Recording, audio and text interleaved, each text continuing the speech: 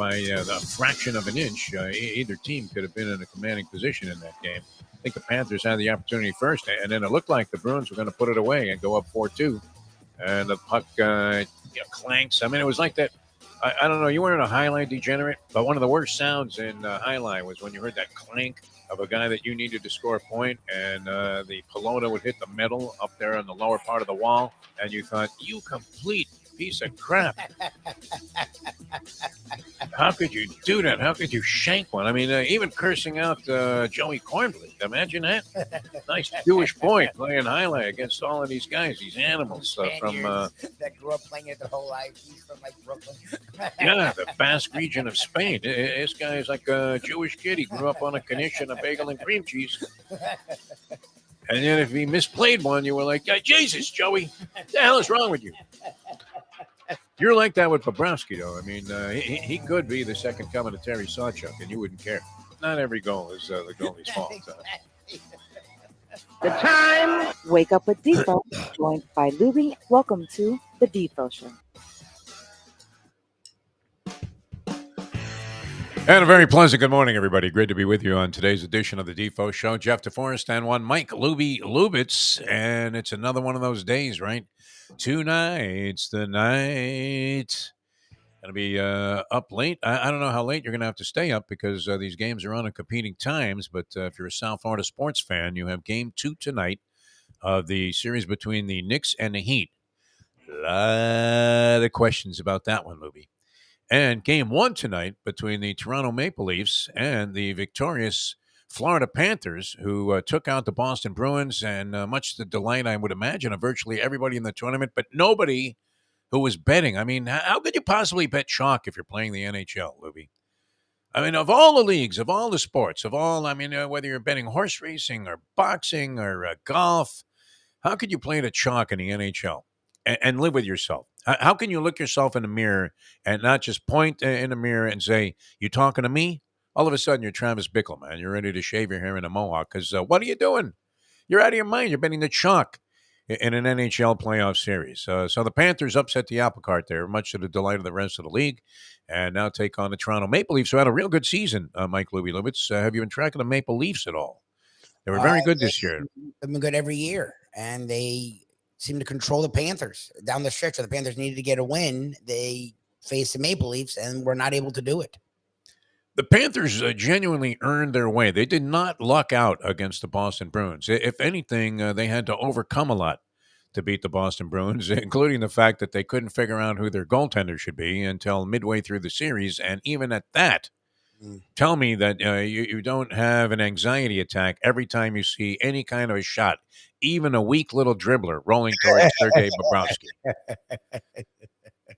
The other team is trying to ice the puck, and you're worried that Bobrovsky is going to step out of the goal and somehow deflect it in with a broken stick or something. And you're thinking, anything that's heading down to that end of the ice, I'm nervous about. Every time. Yeah, I mean, and it isn't like he played horribly in the series. I mean, obviously well enough for the Panthers to come out on top. That 7-5 game that they won, now let's, factor in the 7th goal was an empty netter. But, here you are giving up 5 goals and still in the game with Bobrovsky. And it wasn't like the 5 goals, where we're going to make any kind of a video of the top 5 goals ever scored in NHL history. These were going to be like schlepper pedestrian goals where you're wondering how the goalie ever made his way all the way up to the professional level. But that's going to be, I think, the thing to key in on this Toronto series. Toronto has some goal scorers. Lubie, are you familiar at all with their roster? Austin Matthews, a hell of a player. Yeah, top 5 players in hockey, if not top 3 players in hockey with Connor McDavid. The rest of the roster, no idea. Nylander had 40 goals this year. John Tavares, of course, the longtime Islander, who wanted to go back home to Toronto and ended up signing with the Maple Leafs as a free agent. And that, was the beginning of busting up an Islander team that was starting to show some promise under Barry Trotz. Listen to me, man. I know, you're like... I've been following the NHL my whole life, which I kind of have. But, I had a brief hiatus there where I wasn't necessarily watching a ton of NHL hockey. But, in general, I've been a hockey fan my entire life and, got to see a lot of great teams. Those teams in the 6-team league back then. I mean, even the scrubs that came over the boards there on the 4th line were like all-stars because you didn't have the kind of just draining of talent that you have when you incur expansion. And remember, the league expanded by 6 teams all at once. They doubled in size. And now think about it. What do they have? Do they have 32 teams in the NHL? As many as in the NFL? I think it's 30 in basketball. Or are there now 32 teams That's a good in the question. National Hockey League? I want to say yes to that, Lubie, which I've lost count. I know the Kraken came in there, so that made it at least 31. Who else came into the league recently? Las Vegas? Did Yeah. that, give them an odd number of teams? Whatever. I mean, bottom line is for the Panthers, they have 32. Good for you. 32. Yep. 32 teams. Wow. Wow. So only half the teams now make the postseason, and the postseason has been brilliant. And whatever happens in this series, I think we got our money's worth already because it looked like the Panthers weren't even going to make it to the postseason. Then they pull off this miraculous upset against the Boston Bruins. And if they go deep into the series against the Toronto Maple Leafs, would you think as a Panther fan, you come away thinking, okay, we've turned the corner? Still would have a big question mark depending on how this series goes as to what direction they go in. Watch this terminology, Lubie. Between the pipes. There What has she got between the pipes? That's the big question, right? you go. Unbelievable. Everything comes down to sexual double entendre, but nonetheless, it should be very exciting. Panthers on the road certainly don't need to fear that. They won games in Boston during the series, and we're very effective. We saw our home ice advantage means almost nothing. You had what? How many game sevens in this first round of the playoffs in the NHL, including one last night, which was very difficult for a lot of my friends to watch. I was receiving many texts, and I actually had to open up my own suicide hotline last night because many people were texting and going, "Oh my God, it's over!" When it was 1-0, they pulled a Lubie, and it was over. That was the problem for the Rangers last night, which some people were trying to boot home. They couldn't get it done, and that was an exciting performance there. If you were a New Jersey Devils fan, if you were a Ranger fan, you would just as soon get kicked in the balls because it was very hard to take. The fact that the Rangers were completely ineffective. Do they fire? I mean, can you imagine this, Louis? Conversation out in New York is whether or not Gerard Gallant's job is in jeopardy after this season because of a 7th-game first-round exit against a team that was seeded higher than them in the New Jersey Devils. Do you think Gerard Gallant is on the Ed Ogeron hot seat?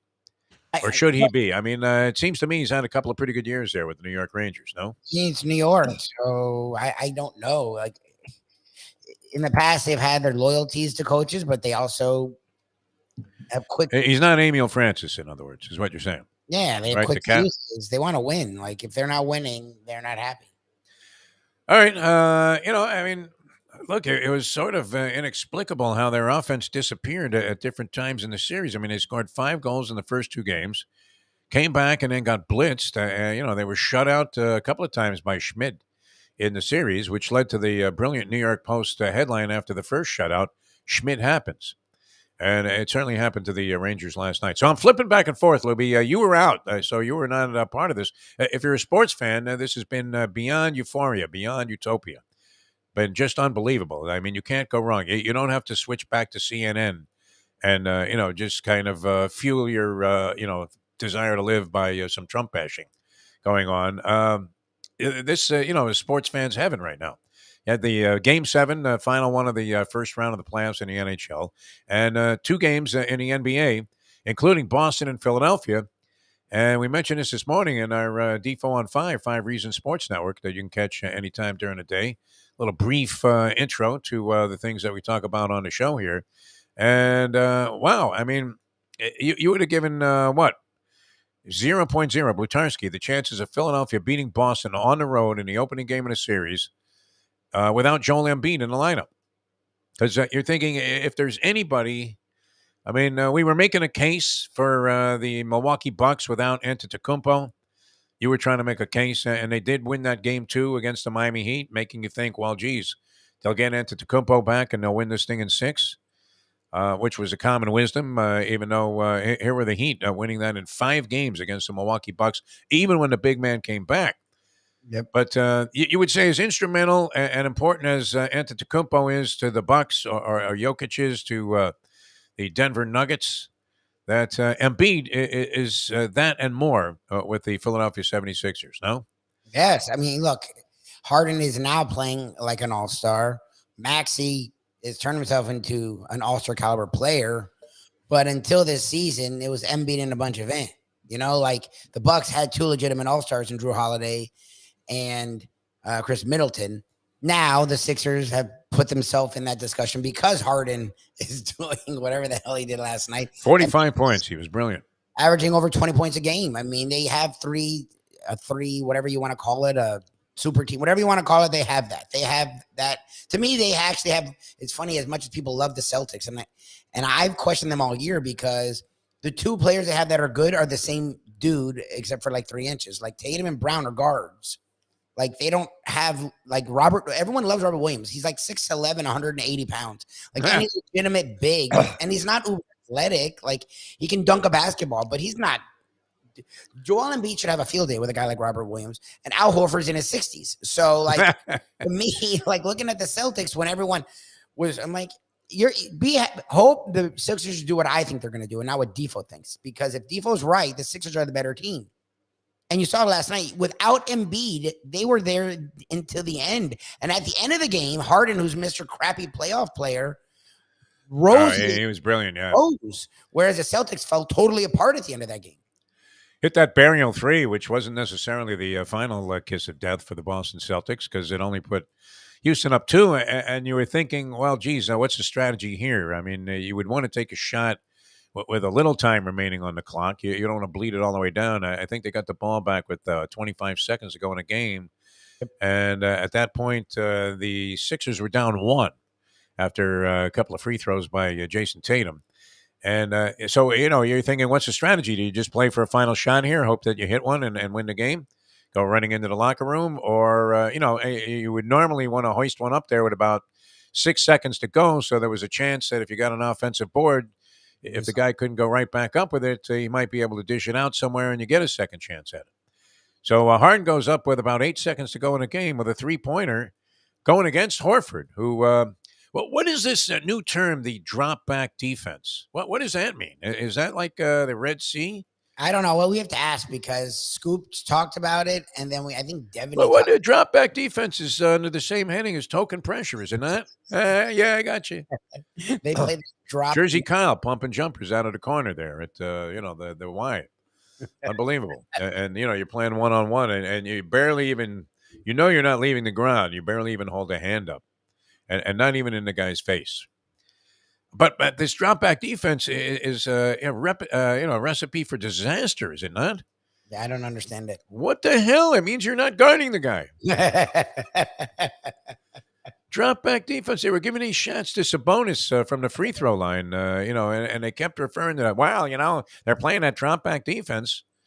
You may as well just drop dead at that stage if that's what you're going to do. But Horford, I guess, I don't know, was he in that drop back there? He was on Harden at the end. And you would think that would be somewhat of an impediment for Harden, although he was able to beat the big guy like a drum. And he swishes a 3.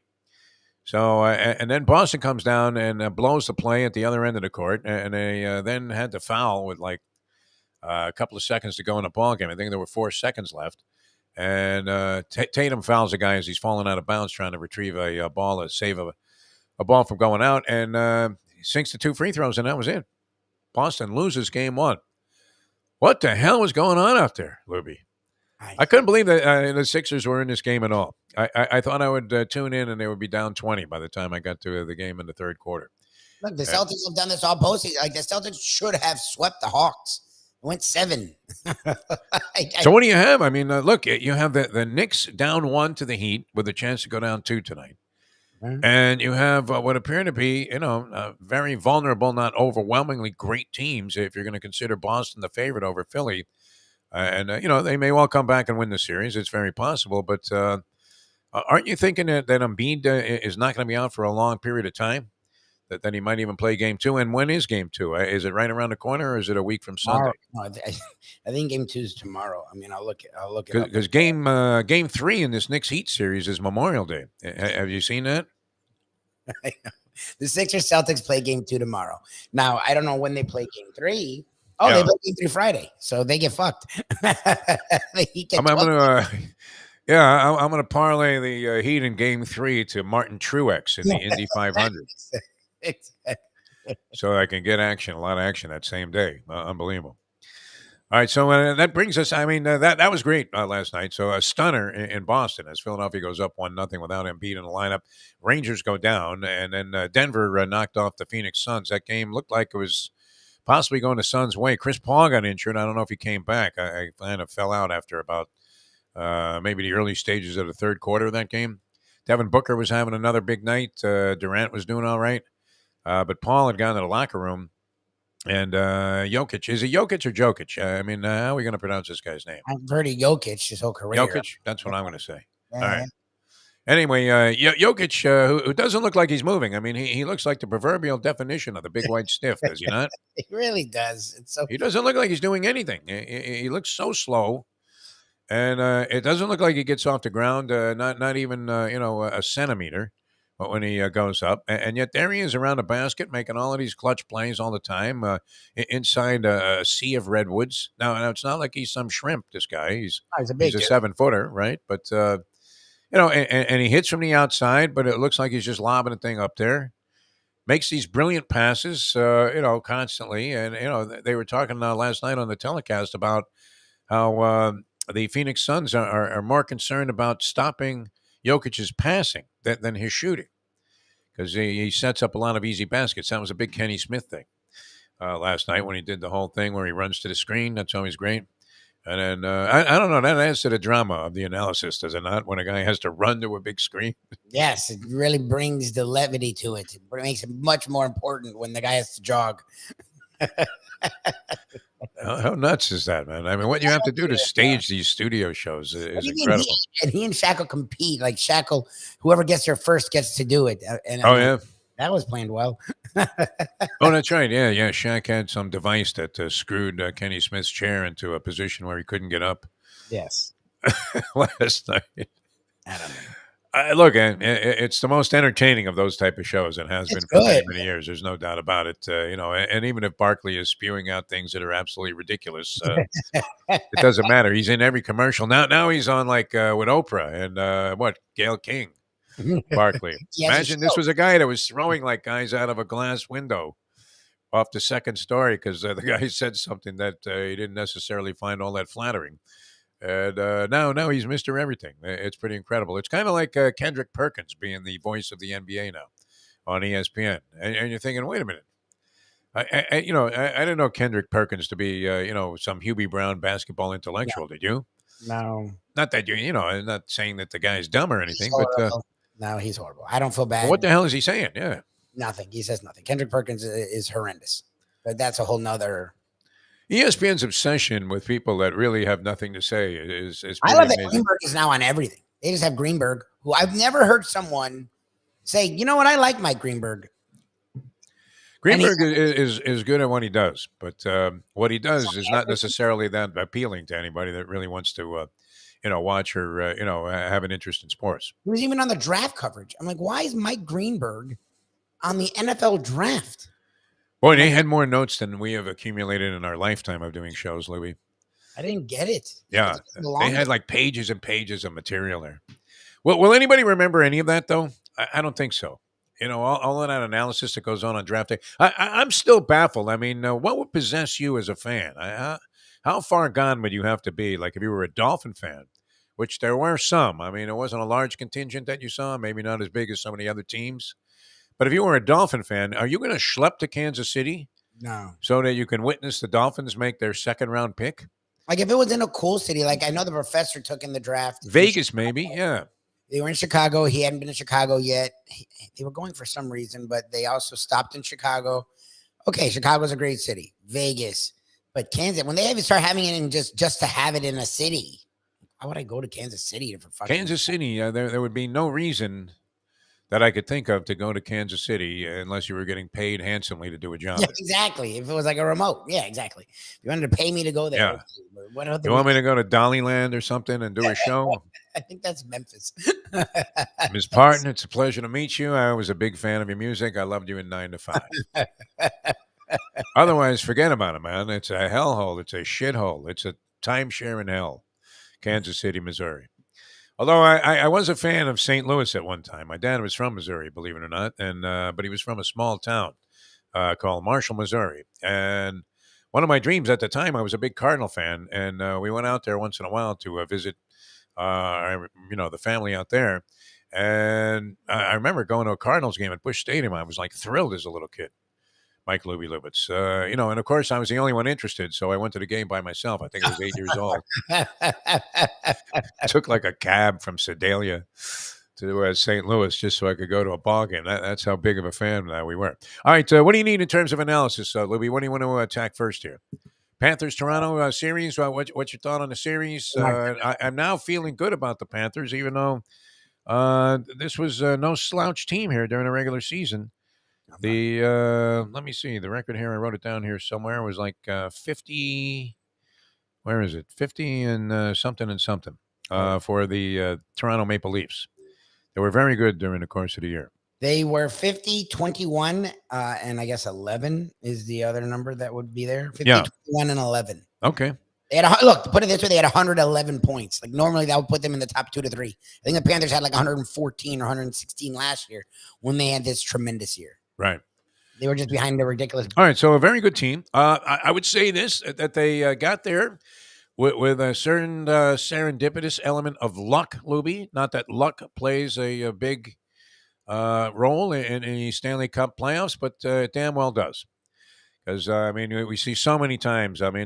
Look, even in that last game, Game 7, within an eyelash of going up 4-2, the Boston Bruins. They had a shot that clicked off Bobrovsky's shoulder, and fortunately for the Bobcat there, hit the crossbar and flicked up instead of going in.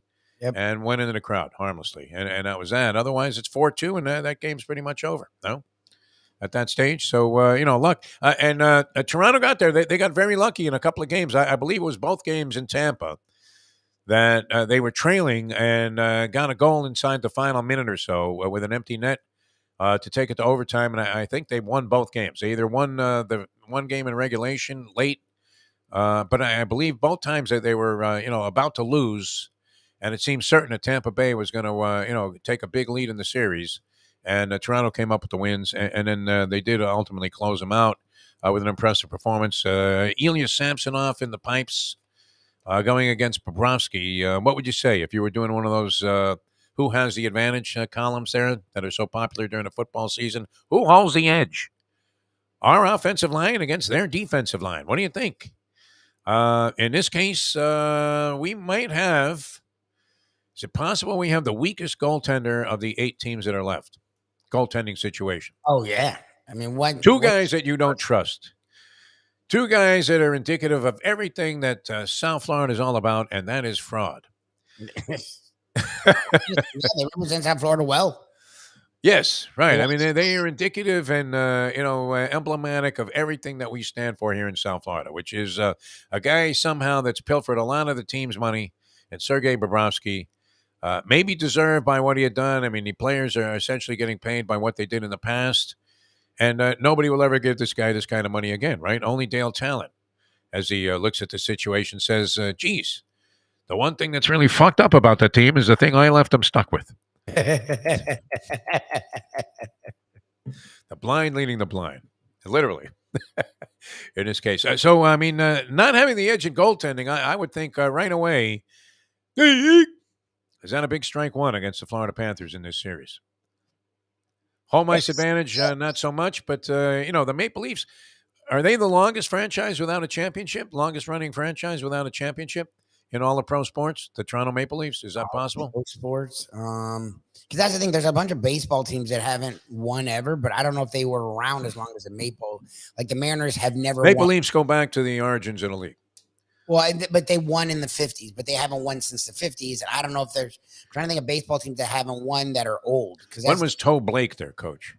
I think that's the last time they were great. They actually won a lot. Like I didn't realize that's why they have such a strong history. It was like the Canadians and then went at it. Like I guess there was only 6 teams, so it was easy to win a lot, but they won a lot until the 50s. And then the 50s on, they haven't won at all. Yeah, I think they're droughts as long as any drought. Did you see this maneuver the Panthers are pulling about the tickets? I was reading this online, and it kind of surprised me because I don't think there's any way to stop this syndrome in South Florida where the other team's fans end up with the tickets to the game. Now the Yeah. Panthers, so there are 32 teams. They were the seventh worst. That put them in 25th place in terms of regular season attendance. They were only seventh from the bottom in Yeah. terms of regular season attendance during the course of the year, in spite of the fact that they had made this giant trade during the offseason to get a dynamic player like Matt Kachuk, and he delivered right from the beginning of the year. Yep. Yep. You saw this guy performing, and you said, "Wow, that's great, man! That's quite a different spark that was, being provided from Jonathan Huberdeau when he was here, who did provide a spark for the Panthers, but it wasn't like this. That this guy is ready to ignite a fire right away. Yes. He's in there punching out Allmark, the goalie. Yeah. Yes. Yes. Does he have any teeth? Because he never wears that mouthpiece. Matt Kachuk, but a dynamite player, man, a real catalyst, and a kind of guy that can be inspiring. He was instrumental in almost all of the key plays that helped them win the series against the Boston Bruins.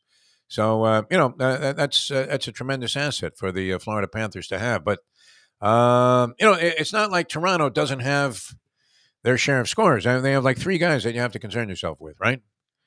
Matthews, Nylander, and of course the veteran John Tavares, who had 36 goals during the regular season and has 4 goals so far in the postseason.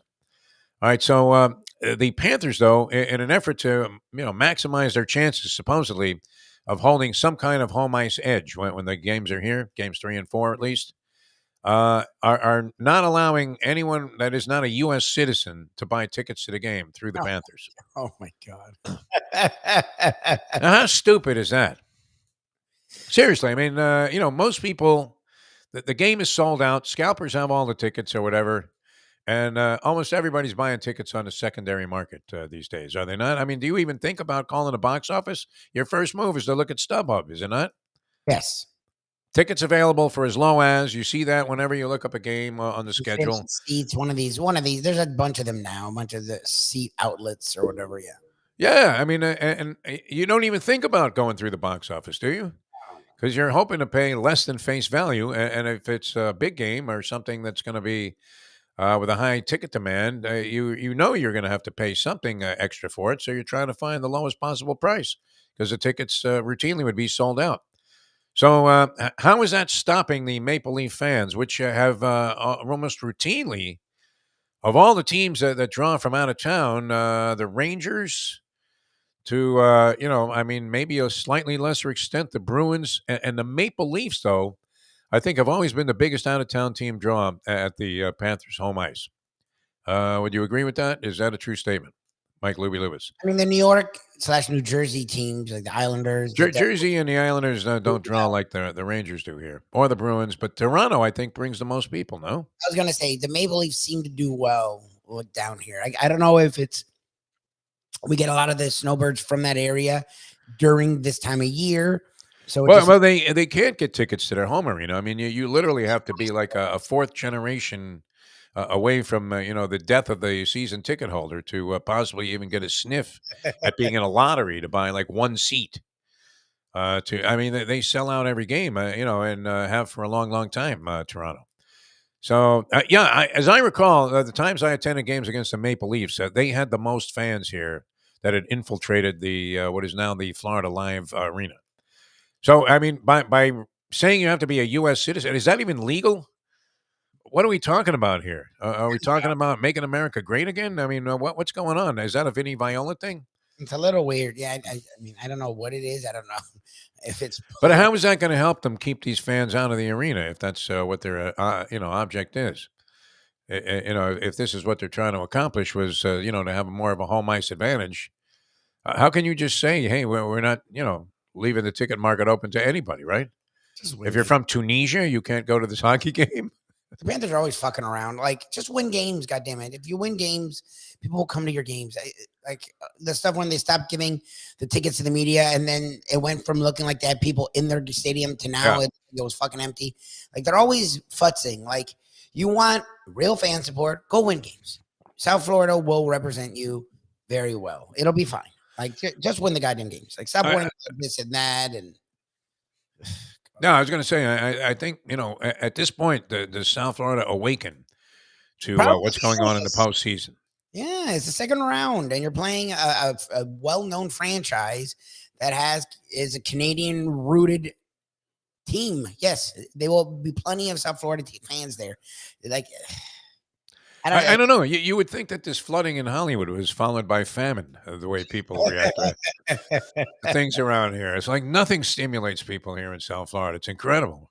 Yeah. Maybe some bone fishing in the Keys. That would be about it. But I don't know that I've caught rabid playoff fever yet. And you would think every sports bar in town would be jammed tonight. It'd be a great time to be in the restaurant slash sports bar pub business. Guys like Pat Utter down at Shenanigans. I mean, you would have to think that every sports bar would be packed to the rafters with fans wanting to watch both games at the same time. No, and yet I don't believe that level of pennant fever, so to speak, has manifested itself yet here in South Florida. I think people are still stunned that the Panthers got out of the first round. And they don't even care that the Heat are up 1-0 on the Knicks with a chance to go up 2-0 tonight. They're still like, yeah, I don't know. It's really a weird thing about this place. This Brian Schwartz, his case, I mean, he's starting to look like Perry fucking Mason on the chat line. I mean, compared to us, with our vague defenses of the fact. All the games have been sold out, and you can say whatever you want about the Bruins. The last home game for the Panthers was a vast, and I get it, it's what it should be, but it was like 80 to 90%. Yeah. 10 to 20% Bruins. Even when they scored, the roar was not what it usually is. So they're catching up, and that's what I don't get. That's what I'm saying. Like when I've been to Panther hot playoff games, it's widely Panthers. So like you can't tell me with Kachuk and what they just did, it's not gonna, like, to me, I don't think they needed to pull this move now. Like it's a weird cautionary move they're pulling for no reason. They're gonna get great South Florida support. They are. It's just. All right, let's put a wager out there, a prop bet. I'm sure you can find this on one of the betting sites. Over under number of minutes before the first bonehead goal given up by Bobrovsky. I would say 5 minutes in. For sure. Like if Toronto's up 1-0 after 39 seconds off like one slap shot from the red line, like Bobby Hull took the shot. You start to get a little nervous. All right, we'll come back. I don't know that we gave you any in-depth analysis there. I mean, we know Toronto's a good team. Toronto has the home ice advantage, which hasn't meant anything in the playoffs so far. It's pretty much helter-skelter. Anything can happen. Toronto, even though they won their series against Tampa Bay 4-2, they did not dominate that series by any sense of the imagination. And I believe we're very lucky to get out of that series. Could have just as easily lost it 4-2. I suppose the same could be said about the Panthers and the Bruins, that the Panthers could have been the team sent packing, as Game 7 came down to an overtime sudden death goal to decide the 7-game series. The Bruins, obviously, did you see Marchand? I mean, in the handshake line? I saw a shot of this again last night as they were replaying some highlights of this thing. I mean, you talk about devastated, Lubie. That, was the most deflated human being I think I've ever seen after a sporting event. I mean, he looked like he was just going to collapse from being emotionally drained there and realizing that that has to hurt. I mean, if you're in sports where you have the greatest season ever and you're not even into the second round for the Stanley Cup. Well, that's the thing. They had the greatest season ever, and they were up 3-1. Yeah. The greatest season ever. 3-1 on a team that barely qualified for the postseason. Yeah. Like, I mean, they were where you want to be. If you're, and as a goalie with an eye patch on one eye. That's the thing. They were up 3-1, and the Panthers had switched their goalie, and the guy they were switching to is a guy that no one liked. Yeah. Not even the French Joe Philbin. I could not have been confident in that move. Bobrovsky? Imagine it. The only guy, was probably applauding was Dale Tallon. You see? I told you I was right. Easily could have lost that Game 6. I mean, he gave up 5 goals, for God's sake. It wasn't good. It's just that nobody expected Allmark to fall completely apart. And, he collapsed after being very good for the Boston Bruins for most of the year. This guy couldn't stop a watermelon after a while. It was incredible. And every time the Bruins would take the lead, the Panthers would come right back, and then eventually they put them away, which was fantastic. So I'm glad we're still alive, Lubie. You know what? It's much better to be presiding over these ceremonies without the usual inherent negativity that surrounds most of our South Florida teams. No? What do you think? Isn't it a pleasant change? Yes, we're in it. Like, it's a lot better than watching from the sidelines. It's more stressful, but it's better. Like it's more exciting. All right, the impossible dream that I was going to pursue this Saturday, the first Saturday in May, which has naturally some very deep rooted significance for not only me but degenerates around the world. Even amateurs get involved in the Kentucky Derby. But we just suffered a devastating blow. Our horse is going to run, but I don't know that the horse is going to run well. All right. I mean, compromised so badly by the post position draw that this horse verifying would have to accomplish something no other that has gone before him has ever been able to do, and that is win from the two posts. How is that possible that you have? I think also the 17 post position has never had a winner. 17. So who's in the 17 post? We can put a line through that one too, right? Or is this a trend that's bound to change? I have no idea. This is definitely the area I'm not my expertise. Derma Sotogake. Ah, okay. This is some Japanese animal here. There you go. Yeah, 17 post. Kiss of death. May as well have Rachel Nichols in the saddle. Come on. That would be a total kiss of death. But we'll have the Polyman on the show on Thursday, and he is the king of all futures, and has been. He's even brought Lubie a $40 score with Animal Kingdom that one year. He did. Unbelievable. He did. Yeah, it was great. All of these, geniuses are in the press box, and they're all, giving you their opinion on the Kentucky Derby, and they're asking Lubie who he likes, and he says, "I like Animal Kingdom." And they're all like, well, "What kind of putz? Who let this guy in here?" Right? You got Bayer up there, and all of these brilliant people that have been handicapping their whole lives, and Mike Battaglia there, the house handicapper who is a bit of a schmank, is out there giving out the chalk, and Lubie comes up with Animal Kingdom at $40 and change. That was brilliant, but that was all in a Polyman who also had hit with like Super Saver and several others in a series of like In 4 years. 5 years. I'm thinking he hit 4 Derby winners, all at big prices. Yeah, he had 4 years in. I think it was 4 years in a row when I came on. It's unbelievable. Yeah, I thought he was like a goddamn fucking genie because like it was every year it was like an automatic, like literally, and it was never favorites. It was always like pretty big. He bets the futures when the horses are in spermatozoa form. I mean, they haven't even fully penetrated, into a place where they can go ahead and engage an egg. And the Polyman's already got 50 to win in a future book on these horses. It's amazing how he comes up with them. But verifying was his pick. I don't know. We'll have to have him on Thursday and see if he's changed his mind on this due to compromise via post position. Forte drew the 15 hole, so nothing great, but nothing too terrible on that one. Now, you would rather be there than on the extreme inside. That seems to be a trend that you can actually put a lot of faith into. So this horse is going to have to overcome a lot, Louis, including 35 to 1 morning line odds, which are likely to drift up. But stranger things have happened, right? Remember Country House? That was a good one. That was a Jersey Kyle special many years ago, and the people were dancing in the streets that were anywhere near this man. As he was at Monmouth Park. I think he might have taken down like 10 dimes on that race. That was fantastic. And the Godfather of Fun, Don O'Malley, his whole crew, they were cashing like superfecta tickets. I mean, this is a chance to make a gargantuan score if you can put it and connect it up right. It's worth, at this point, you're investing a little bit. No, Louis? No, it's still gambling. What are we talking about? No, it's not. But if you throw 100 into this, it's not like throwing $100 away, betting some 2 to 5 shot, on the Gulfstream card or, at Thistle Downs. This is whatever you come up with. I mean, if you can keep the favorites off the board there and somehow connect, my God, the payoffs are massive. I mean, way out of proportion with what they normally would pay with the same kind of mathematical sequences. All right, we're coming back with more in a moment. Hialeah Park, you want to get a payoff? Wow. Steve Calabro, does he not always make you feel good, too? I mean, he's another one of those guys at Hialeah Park that every time you run into him, you just feel good. You're like, wow, this guy's living the dream. Steve Calabro, casino manager there at Hialeah Park. And he makes sure that those machines are cranked to the point where people are winning jackpots. And it's not quite like that scene in Casino where De Niro comes down to the son of the commissioner. And, the guys, I just 3 jackpots in 5 minutes. That's impossible.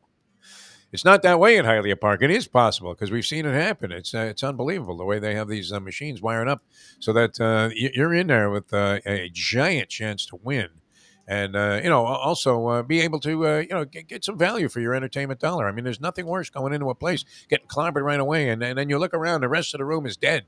Yep. They all look like they need a shot of morphine as they're sitting there at the machine, or maybe they've already had several. Along with the Jägermeister and tequila, because they just can't stand losing anymore. You don't get that feeling in Hialeah Park, and that's one of the wonderful things about it. Maybe that's why everybody's so happy there. Frank Fiore and the whole crew, Dennis Testa, they do a great job. The Brunettis, I mean, they have an amazing rewards program. I mean, commensurate with anything you would find in the gaming industry, and this is just an individually owned casino.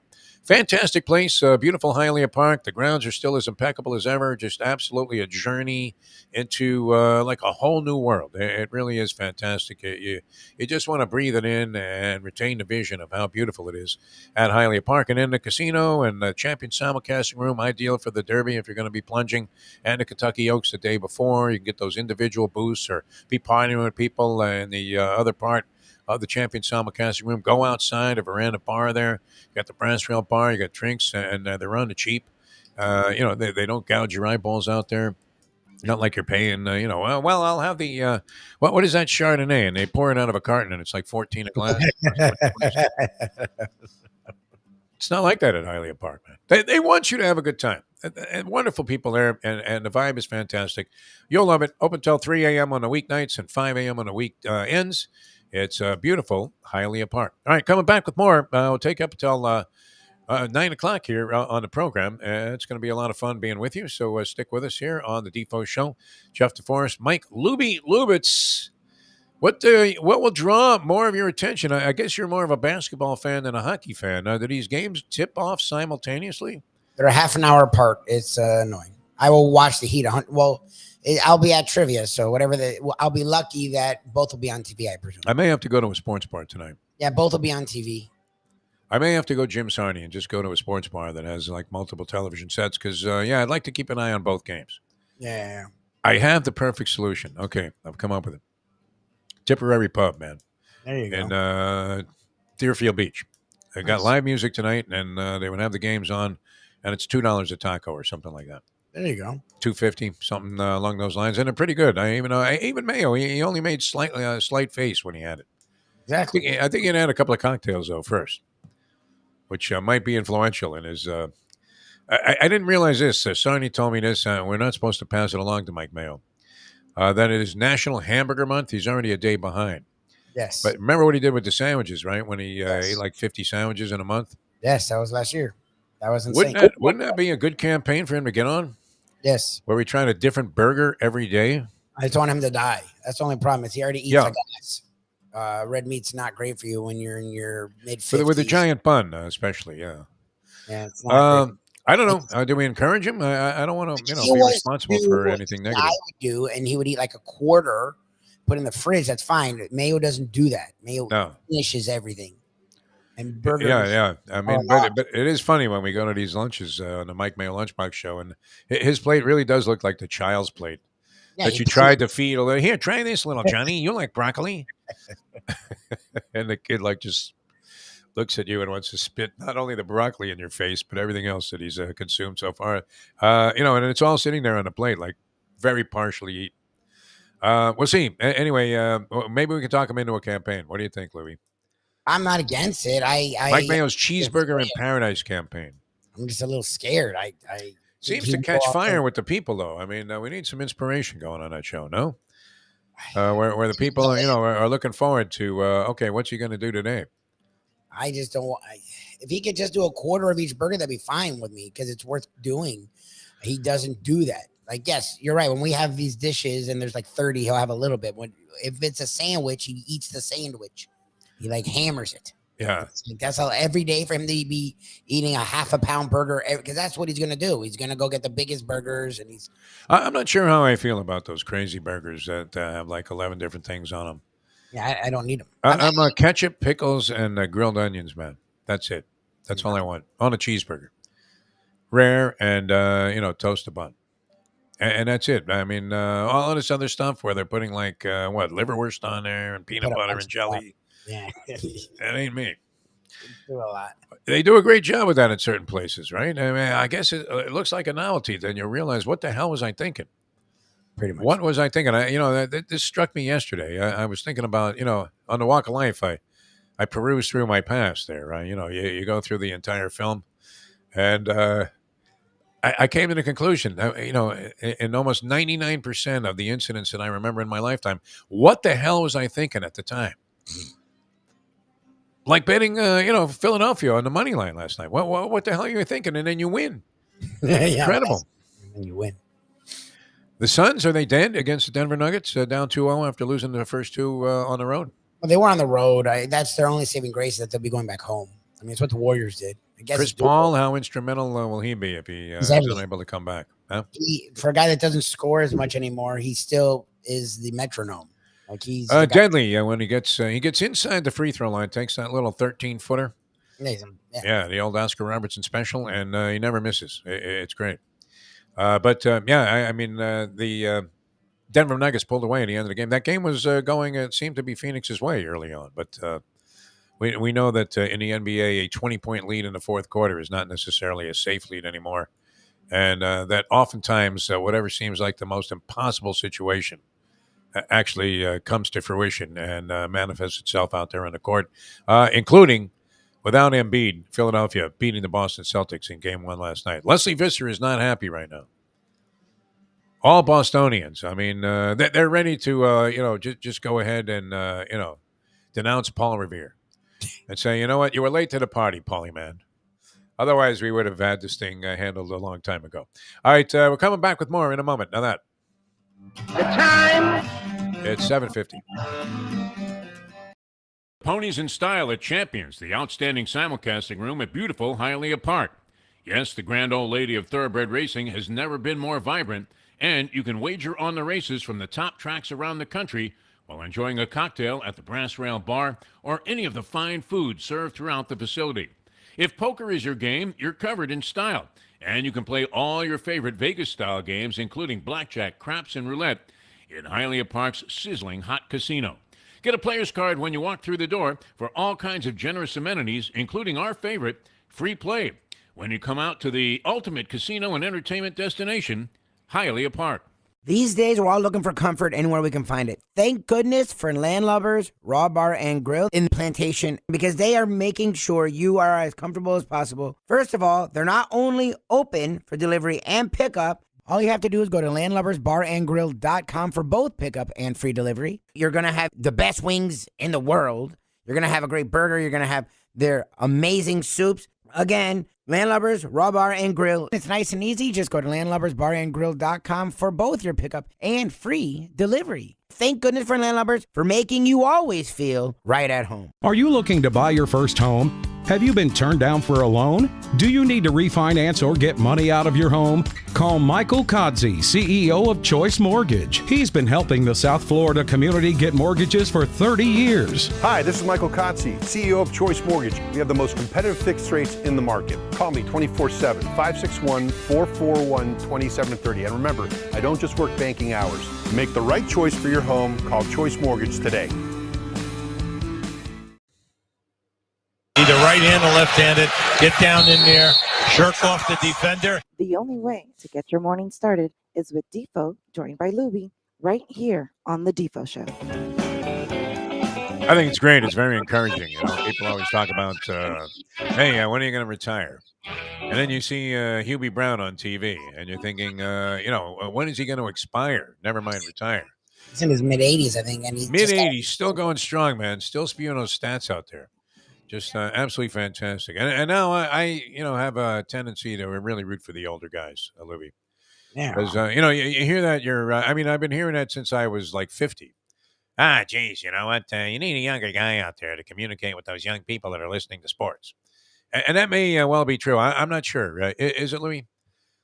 There's a different approach to, I'm not sure how much of this is going to be influenced by gambling overall, but I would imagine quite a bit of it, even more so than we old geezers when we were growing up, where, gambling was definitely a factor. It was not anywhere near as widespread, obviously, as it is today. where I was amazed when I was in Atlantic City for the Super Bowl. I mean, 9-year-old kids are betting on their phone app. They weren't even the guys from New York that had to come across the bridge there. I mean, and you're asking them what they have, and they go, well, you know what? We got under 32.5 yards for, Jalen Hurts in running yards. And we parlayed that to the over in the first half. And you're like, wow, I mean, you guys are getting into this in minutia that even the sickest of degenerates from my age and era, of degenerate gambling would never even consider. Didn't even know those bets were available, would you? I mean, all of these prop bets that are going on, it's insane. They weren't available back in the day. Like that's the whole thing. Is the props were just like a special occasion kind of a thing. I remember, like you didn't do props in a regular season game number like 40, like it was a Super Bowl thing, or maybe like an All-Star game. Like you weren't doing props and like Bucks versus Timberwolves on a Tuesday. Who gave a shit? Like that, but exactly. And then in-game betting, I mean, you can bury yourself further while the game is actually on, which is a concept now that would have been completely foreign back in the day, right? I mean, Lipschitz stops taking your calls once the game tips off. It's over. Yeah, that's the thing. Not getting any more action. Well, what do you want me to do, Lou? You were late. I'm sorry, Defo. I can't take your action. But now, I mean, that's only the beginning. It's Chicago all the way. Only the beginning of the amount of money I want to lose forever. So you can just continue to bury yourself deeper and deeper during the game, and it's encouraged. That's what I love. And then at the very end, here comes that disclaimer, like you were buying DeCarlo lots back in the day. Or maybe watching, Dave Delgado tell you how you could purchase real estate with other people's money. Or, I don't know. They didn't have disclaimers on those Ron Popeil ads, did they? Where there's no guarantee this fucking oven really works. I think there was, but I don't think it was. No, I don't think so. He had legitimate product. What are you talking about? That Krylon that you sprayed on the back of your head? You think anybody might have been inclined to, file a lawsuit after that didn't work? It said it was going to grow my hair back right away. Right? And you ended up, you may as well just have put armor all on your head or worn a black yarmulke. You would have been just as well off. The disclaimer pops up, though, on the screen, and it's full screen, Lubie. You can almost read it. That's how serious they are about warning you about the evils of gambling. You can almost read it. After every NBA game. I mean, it was the same thing. I don't know. You remember this company called Cash Call that was advertising quite heavily on TV? That was the one. Oh, I'm thinking JT Wentworth. That was the biggest disclaimer I've ever seen. Other than the other beauty was on those Tom Selleck ads, where he was selling reverse mortgages. This isn't my first rodeo. Like we know, Tommy boy. I mean, how bad must the ratings be on Blue Bloods or whatever that show is that you're on? There are no residuals from Magnum PI. It's got to be a big hit in Japan, right? David Hasselhoff's big in Germany. You must be, some superstar overseas somewhere. They have to resort to that. I mean, it's one thing Robert Wagner's doing, and he hadn't had a hit since It Takes a Thief. And then there was all that speculation that he whacked his wife, Natalie Wood. Murderer. Okay, that's the kind of guy that at one time had a flourishing acting career, ends up on a reverse mortgage ad. No? Joe Theismann. But time brilliant. I mean, endorsed for virtually everything. And then all of a sudden, he's like, you know what? You want to give your house back to the bank? Go ahead. Sign up at Defo. It's only a matter of time before you lose. But the disclaimer is huge on the, be careful what you do with your money. And yet, I mean, all during the game now, I mean, even Mike Breen is turning to Jeff Van Gundy and saying, I mean, can you believe this? This guy only needs one more assist and he covers the over. And, Van Gundy's like, that's right. You know what? I had 200 to win at plus 135. And all they're doing is talking about their bets. It almost sounds like the old Eddie Kaplan shows. Where, if the 2 could beat the 4 and the 4 goes all the way, then I might be able to cash the Quinella, and then I'll be alive in the Quinn double out here at, as we come to you live from Dania Highlight. There we are. Highlight obviously made a big impact on me. When those blue hairs were at Dania Highlight and they were screaming at Joey Kornblit, I mean, see, you missed a lot of the hysteria of what was the historical foundation of South Florida sports, Lubie. Hmm. And this is where Brian Schwartz, probably should reassess his opinion of the South Florida sports fan, because we adapted ourselves to enjoy these weirdo sports that we had never seen played before. And why? Because there was action on it, even if you didn't suspect that the action was completely on the level, as evidenced by the owner of Miami Highlight somehow getting whacked in the parking lot in broad daylight, and 10 people are watching this happen, and nobody says boo about it, right? It was like Tupac got shot in the driveway of the MGM Grand as people were exiting a Tyson fight. Exactly. And nobody saw a thing, right? Nope, I didn't see nothing. I know we're talking about a guy dying here, which isn't good. But if you ever see that documentary, it's part of Cocaine Cowboys. Very well illustrated by Billy Corbin, our good friend Billy Corbin, who we should give him a shot and or shout and get him on the show here. I'm always down to have Corbin. Yeah, no, he'd be great because especially now where and he could settle that debate for you about the South Florida sports fan that you're having with Brian Schwartz on the chat line. Because I'm sure his denouncement of the South Florida sports fan would be strong, exactly. So solid and convincing that you would say, you know what, we are a bunch of schleppers. We were a fraud, like just about everything else that happens down here. We shall see. But they are encouraging you to throw your money away. And then, does the disclaimer justify the amount of push that they're giving you to go ahead and, and sign up for all of these gambling offers that they have, where everybody, you notice all of these guys are winning too. Like Kevin Hart, he's winning. Oh, yeah. And it's a bunch of guys that have never gambled. Like, come on. The phrasing that they're using in these commercials are so bad. Everybody's winning, right? Jamie Foxx, he's filming a movie. He's winning money. Kevin Garnett. He's winning. I'm like, they're all winning. But Adam Sandler, he's winning. I'm surprised he hasn't done one yet. Not yet. Unbelievable. The popularity of Adam Sandler, I mean, he seems like he's a decent guy, but based on what, Lubie?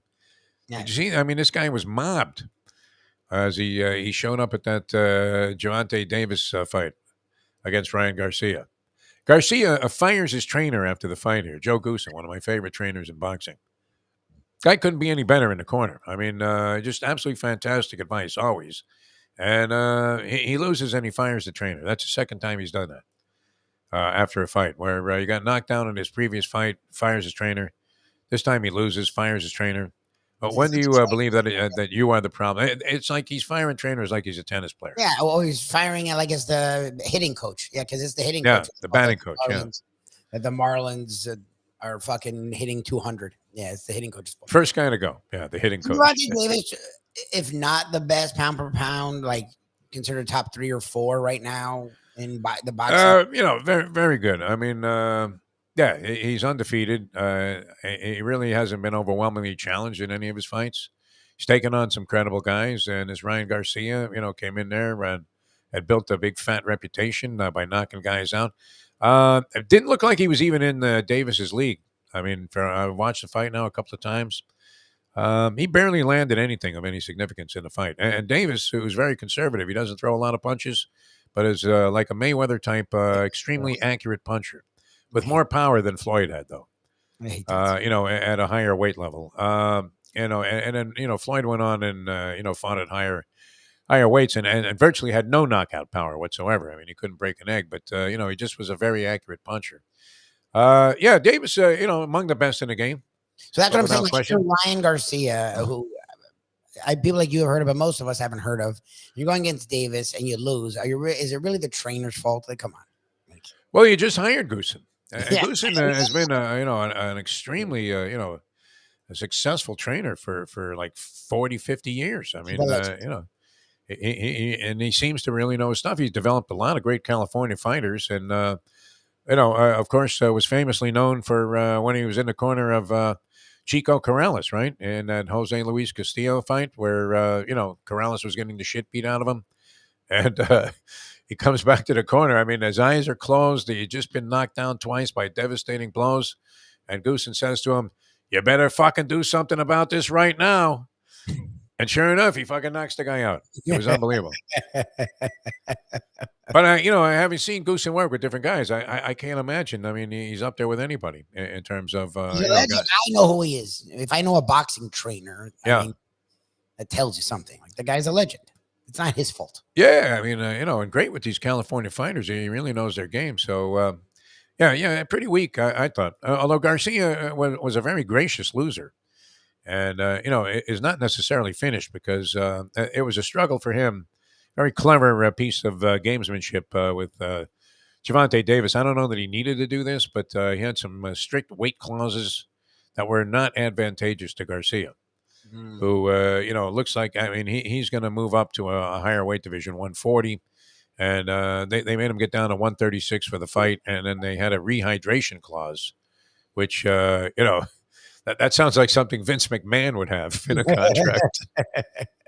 McMahon, where fighters put on like 10, 12, sometimes 15 pounds, after weighing in because they're totally dehydrated. Yeah. When they go and weigh in, the guy's eating like a grape for the 24 hours before he's eating like Lafitte Pink Eye, like half a grape, and then gets on, near the scale, has the other half, and boom, he's a half ounce over, has to go to the hot box or go run laps for a while. But they limited how much weight Garcia could put back on. So, that put him in a bad spot because, this was always a dangerous thing in boxing when they used to have the weigh-in the day of the fight. And the guy would go into the ring and he was completely dehydrated, and that made them much more vulnerable, at least. I guess whatever research they'd done on this showed, to serious, and catastrophic injury. So you've seen less of that since they've gone to this system, which it's amazing that a Stone Age sport like boxing could, as dangerous as it still is, could actually, legislate in some safety rules that work. Yeah. Come on, Raj. Wake the fuck up. That's all we can say. All right. So what do you think? Heat and the Knicks tonight. I haven't gotten your opinion on this. I know you're usually fearful that things are going to go south for you at the moment of truth here. A free swing for the Miami Heat. Jimmy Butler's status up in the air, as is. Brunson. I don't know. I want to take a guess here, right? Because that's what we do in this business. I'll say Randall does not play and that Brunson does. Yeah, I think Brunson plays. I think Jimmy gives it a go, but is on a restriction. And a lot of people just want him to sit because he'd already have that one game. Yeah. And they don't play again until Saturday. Saturday. So he'd get almost a whole week off. So it's like, all right, you already have the game. He'll get a week off. Cool. But if he's okay, like, why wouldn't you trot him out there? So, and he is Jimmy Butler. So I feel like he will at least give it a go and we'll see what he has. I don't know what to do with this game. The Knicks are in the Bucks situation without being the Bucks, whereas they need to win this game. I mean, they're at home, where at least the Suns are going home. They're going to Miami, where the Heat play well. You got to expect the Heat are going to get a split at home. Like, you don't want to get down 3-1. So I could see the Knicks came out pretty strong in that first half. They just couldn't hit the side of a barn. You would think they're not going to go 7 of 34 again. Yeah, they're not a good 3-point shooting team, but they got to be better than that. So, I don't know. I really don't know what to expect from this game. Like, if Jimmy Butler is healthy, I think he would win. I don't know. I'm surprised there's a line out on this game. The Knicks favored by 6 and a hook. Yeah, they're at home. They need to win. Well, and that would come with a slight assumption, or at least a lean, that Butler would not be playing or would not be very effective if he did play. No, and that's what they're thinking. Brunson, because usually that game would be off the board, would it not? I mean, with the status of Butler unknown, especially. Well, you would think they'd wait till later. Yeah. I don't know. They probably assume Butler's not going to play, and Butler isn't a questionable guy. So Butler's going to be questionable. Then that tells you a lot. I would think we're going to see him a little bit. But again, that's the thing. It's hard to assess it until you know whether or not the best playoff player is playing or not. How rich would it be, though? I mean, if somehow the Heat win tonight. Oh, it'd be amazing. And end up 2-0 over the Knicks, and not only having a raced home court advantage, but like the equivalent of the double break in the tennis, in tennis tournaments, or matches where, now there's a lot to overcome at that point. If you're the New York Knicks, I mean, think about it. You have to go 4-1 the rest of the way, including 3 games potentially being played on the Miami Heat's home court, where, as you said, they're a very good team. The late game resiliency, the term that we came up with during a basketball tournament to associate and, affix to FAU, where, at the end of ball games, when many teams crumble, as the Boston Celtics did last night, they're up 4 with about a minute and a half to go, and they end up losing a game. Yeah. I mean, a game that you have to have that game, do you not? You talk about a pivotal game 1. I literally didn't care about watching the game because I assumed it was going to be a cakewalk. Like I was like, okay. You can't give that game like it was an hors d'oeuvre at a bar mitzvah to the Philadelphia 76ers. Try it, Akasha. It's just as good as a potato. No, it isn't. No, it isn't exactly. It's some lousy, ugly, tasteless grain. What are you talking about? If it didn't have onions in it, nobody would ever eat it. Not even people that were starving. The Celtics are trying to convince themselves that the Sixers were the Sixers. And you're like, no, they're not. There's no Embiid. Like, what are you guys doing? Like, you should be dominating this team. Absolutely destroying them. I mean, running away and hiding in deep stretch. You would have thought it would have been Scribini time. They might have just, for a token gesture, re-signed Paul Scalabrini and brought him in off the bench. Brian Scalabrine? I'm like, Brian Scalabrini, yeah. His dad may have played. Brian Scalabrini. First names lately have been the thing that I've been whiffing on. Yeah, that's been a problem. I don't know. It may be time to start just gargling with Prevagen before the show. Never mind the usual gummy bears. Just have to go straight to the Prevagen. All right, that seems like an oddball line, though. I mean, if Jimmy Butler's going to play and the Knicks will be without Julius Randle again, you would think they're running it back. It's more of the same. As you alluded to, it'd be hard to duplicate that horrible shooting, but the Knicks were a horrible three-point shooting team all year. They're assuming Butler's not playing. Like, the Heat are up one. That you have the 3 days in between the games. Like, you're going back home. Like, why would you risk Butler? Maybe you can, especially if Randall doesn't play and Brunson's hurt. Like, why risk Butler? You may be able to still win. So that's what the lines makers are doing. I just know Butler, like, he was walking around yesterday. He's been walking around. There's no, wrap. Hey, he was dancing with the Rockettes yesterday. What are you talking about? He was at Radio City. Like, I get resting him if there's a question, but like, this isn't the Giannis situation. Like, the dude, he finished the game. Yeah, I get it. He was a shell of himself, but he finished the game. Like, I don't know. I'm curious to see what he does, because if you're the Heat, look, Spoelstra usually just gives these game away. Like, his history is horrendous in these games. He almost doesn't try in these games, which is annoying to me. If you're the Heat, though, do you really want to waste another opportunity in a game? No, this is a huge swing here. See, as we've alluded to, and I think illustrated to everybody, every game is pivotal in the postseason. Pivotal. Every game is pivotal. Game one is pivotal. I mean, you would think that the Celtics lost the series last night. Yeah, it's pivotal. By whiffing on that opportunity. If they come back and win it, it's to their credit. I mean, and I don't know what Embiid's status is. Sprained knee. He's been out for a while already. I think that there was some thought that he might be available for game one. Maybe he sits again because there's a long way off. Do they play again? Not play again until Friday? They play Wednesday. I told you Wednesday. Okay. They're on a regular schedule for some reason. The Heat, Knicks are on this elongated thing, which is actually going to work out probably for both teams. If you're the Knicks, you're happy now that you get all the days. If you're the Heat, you're happy, because the longer it goes, the better it is for Butler. And honestly, remember, and I keep saying this and people don't believe me, the Hero injury was 4 to 6 weeks.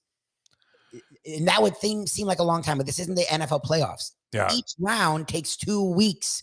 And if it goes 7, it can take over 2 weeks. So the longer there is between games, if you're the Heat, not only for this series, because I'm not counting chickens, you never know, but that Hero coming back in the background is a factor. It does exist. So yes, the Heat are probably actually now happy that you get 12 days between the games.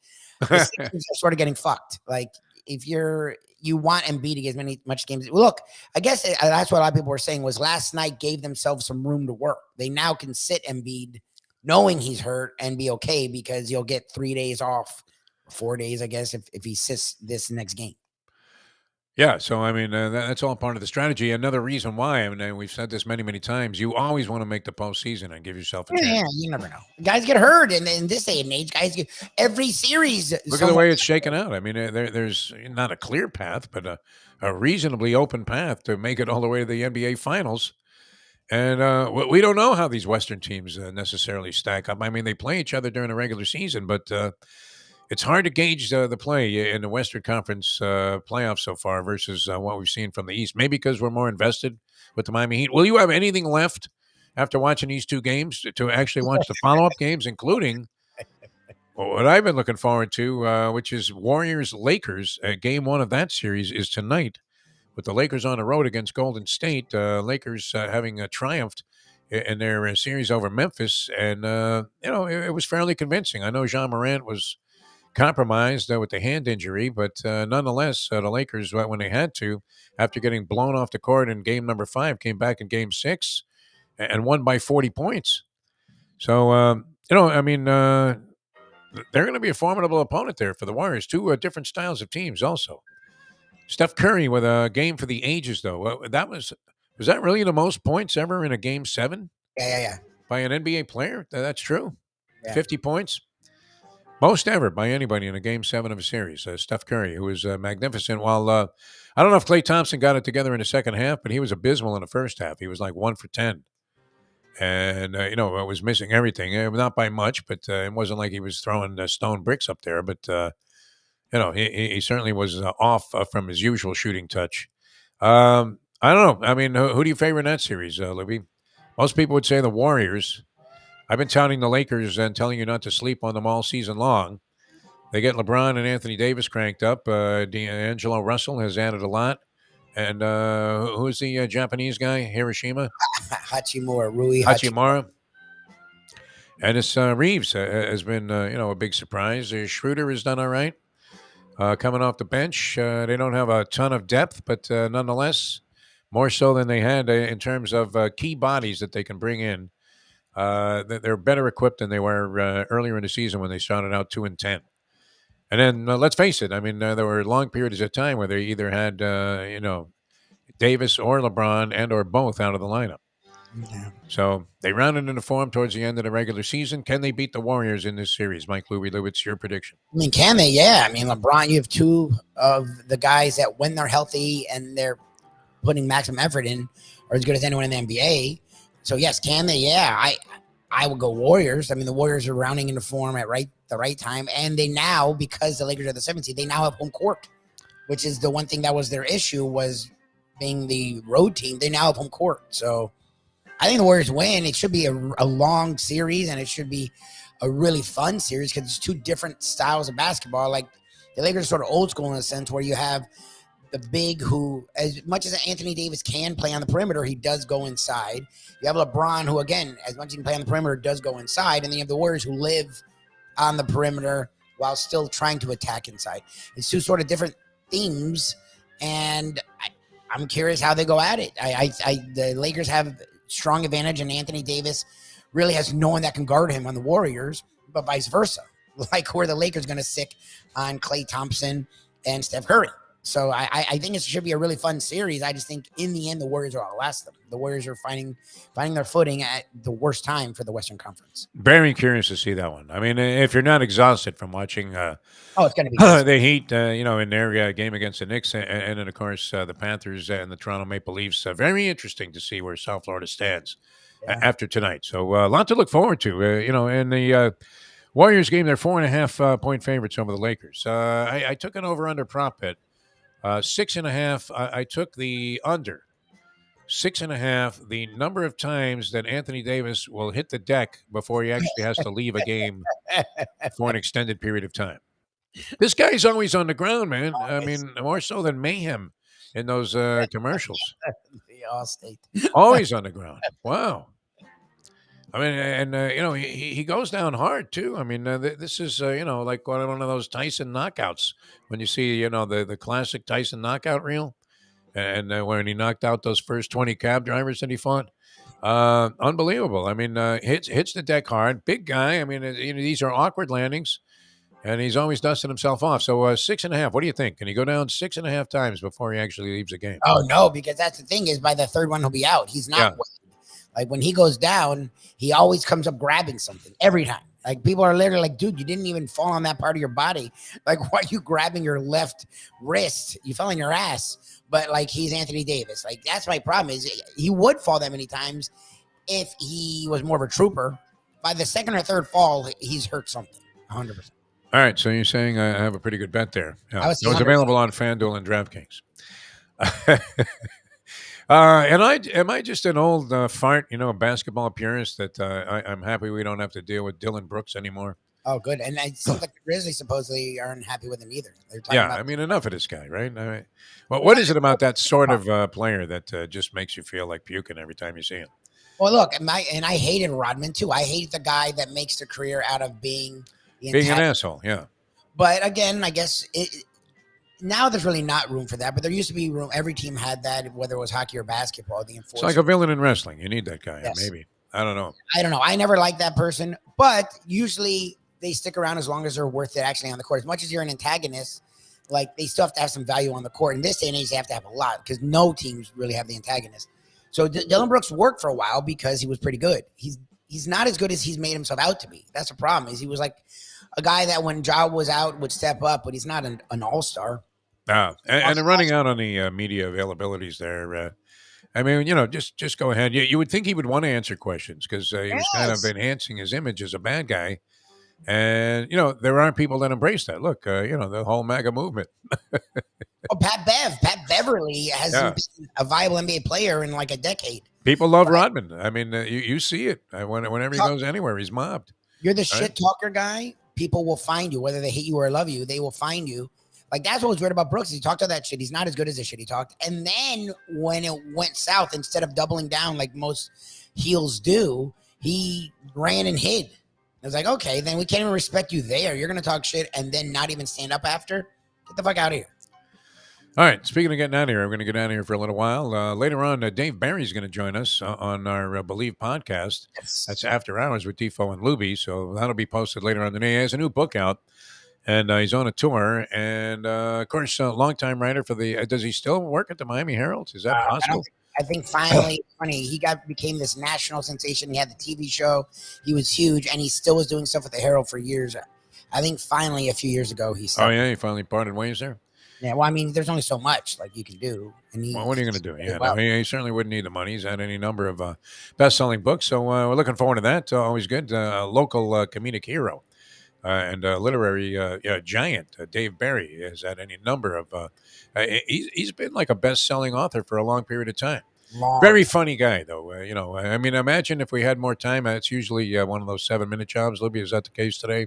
Yes. Okay, all right. Because even though he's a friend of the program, Pulitzer Prize winner also, huh? Wow, for what? Columnist?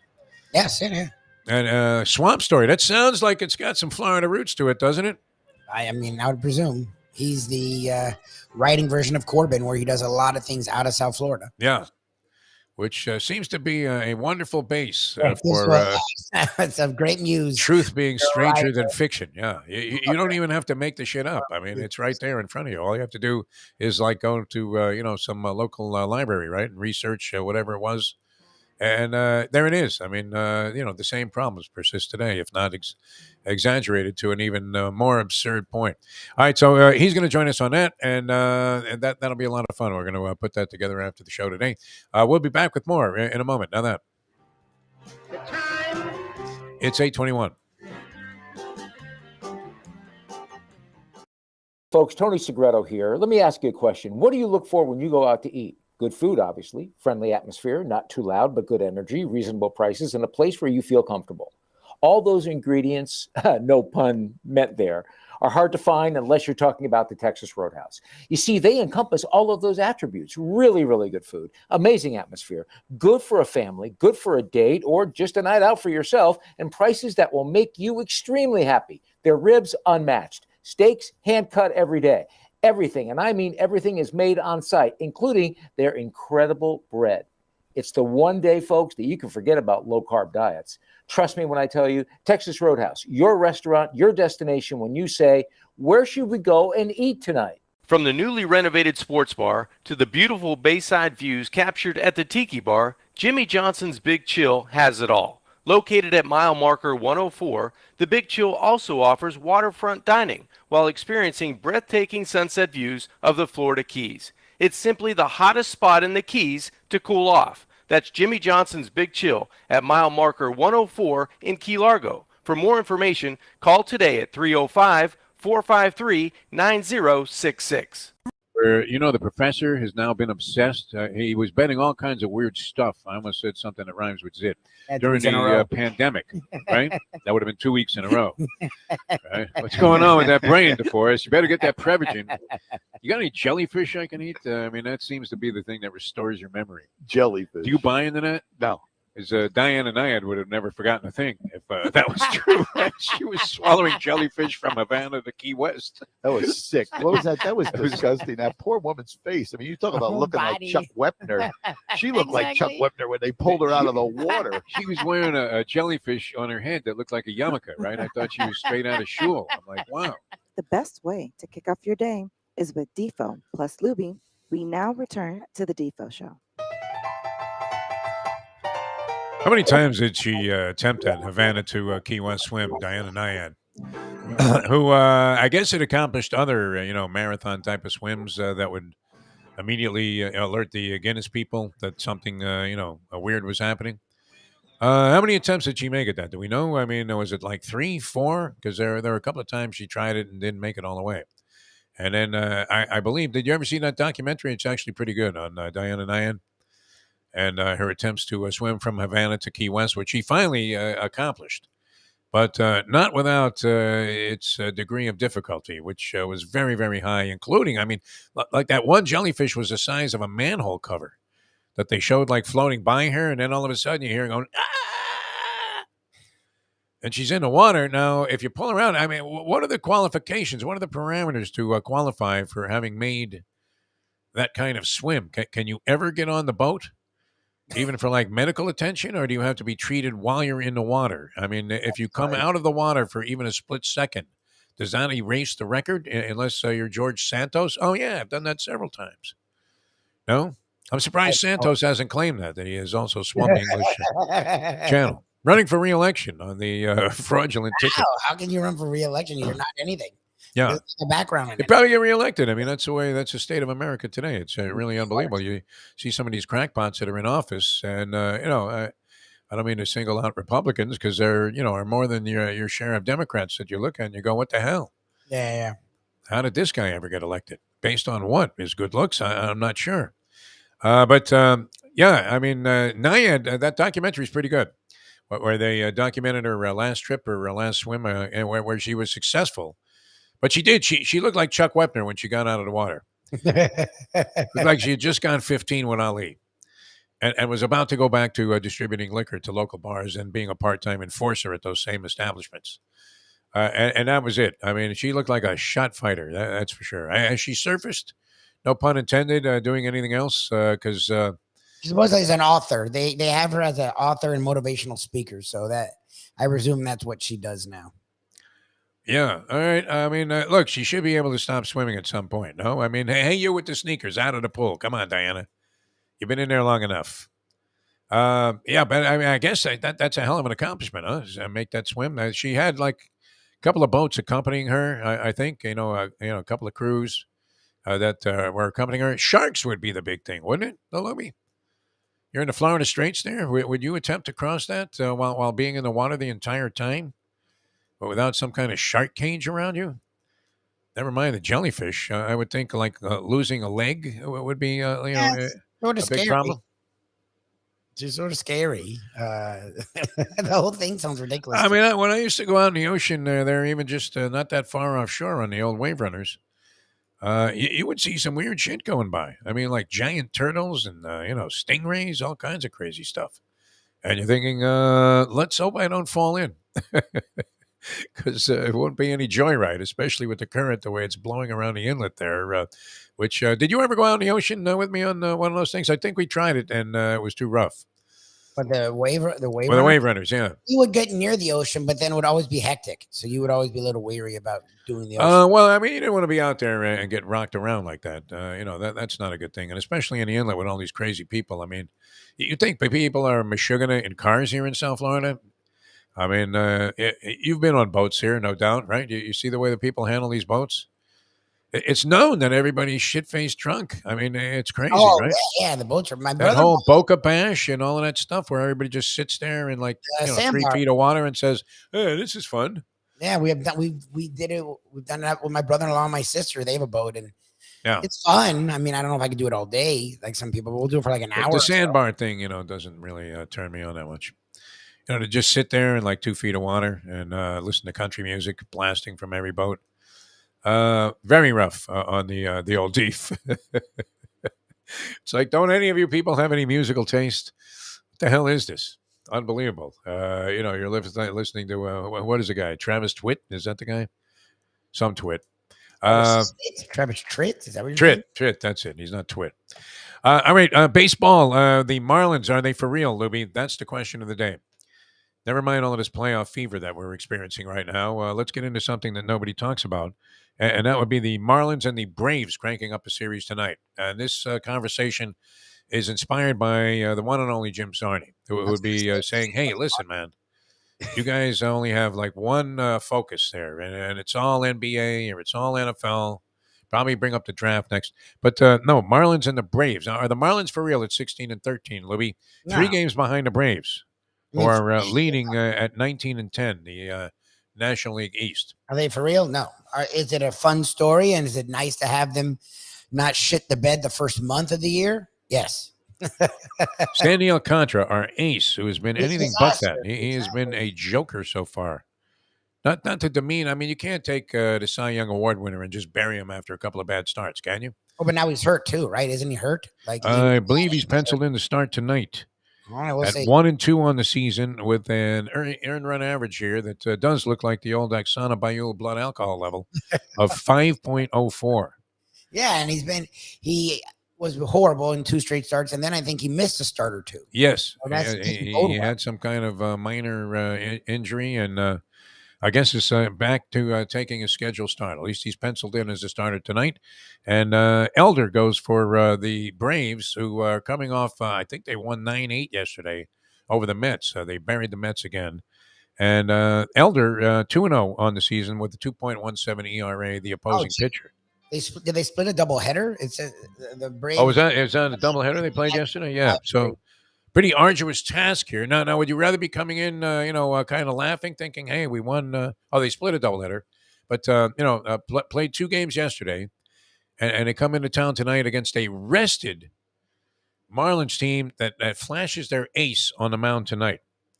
What do you think, Lubie? This game is basically a pick'em game, according to the odds makers. Just perusing this here, you can get a small price on the Marlins of plus 104, according to the New York Post. And that might be a misprint. I've never seen that kind of a price. Usually it'd be 105. All right. So you're getting $105 for 100 if you think the Marlins win tonight behind Alcantara. Normally, that'd be a pretty good bet, wouldn't it? Alcantara on the hill, if this was last year, you would take that every time. Although the run support for Alcantara was horrendous last year. It was Jacob DeGrom-esque. And DeGrom, of course, people had the under of May 1st before he'd hit the IL, and he's already on it. He's left a couple of starts already this year for $180 million that the Texas Rangers were willing to go ahead and bestow Jacob DeGrom with, even though he has an arm more suspect than the one-armed man in The Fugitive. No? Yeah, he's falling apart. Yeah. That's crazy, man. Says he's going to be okay, that it's not that bad, but, missing starts already. Injured list before May. Not necessarily a good sign. He was always hurt. Like, that was the funny thing, is as good as he was, he would always get hurt too.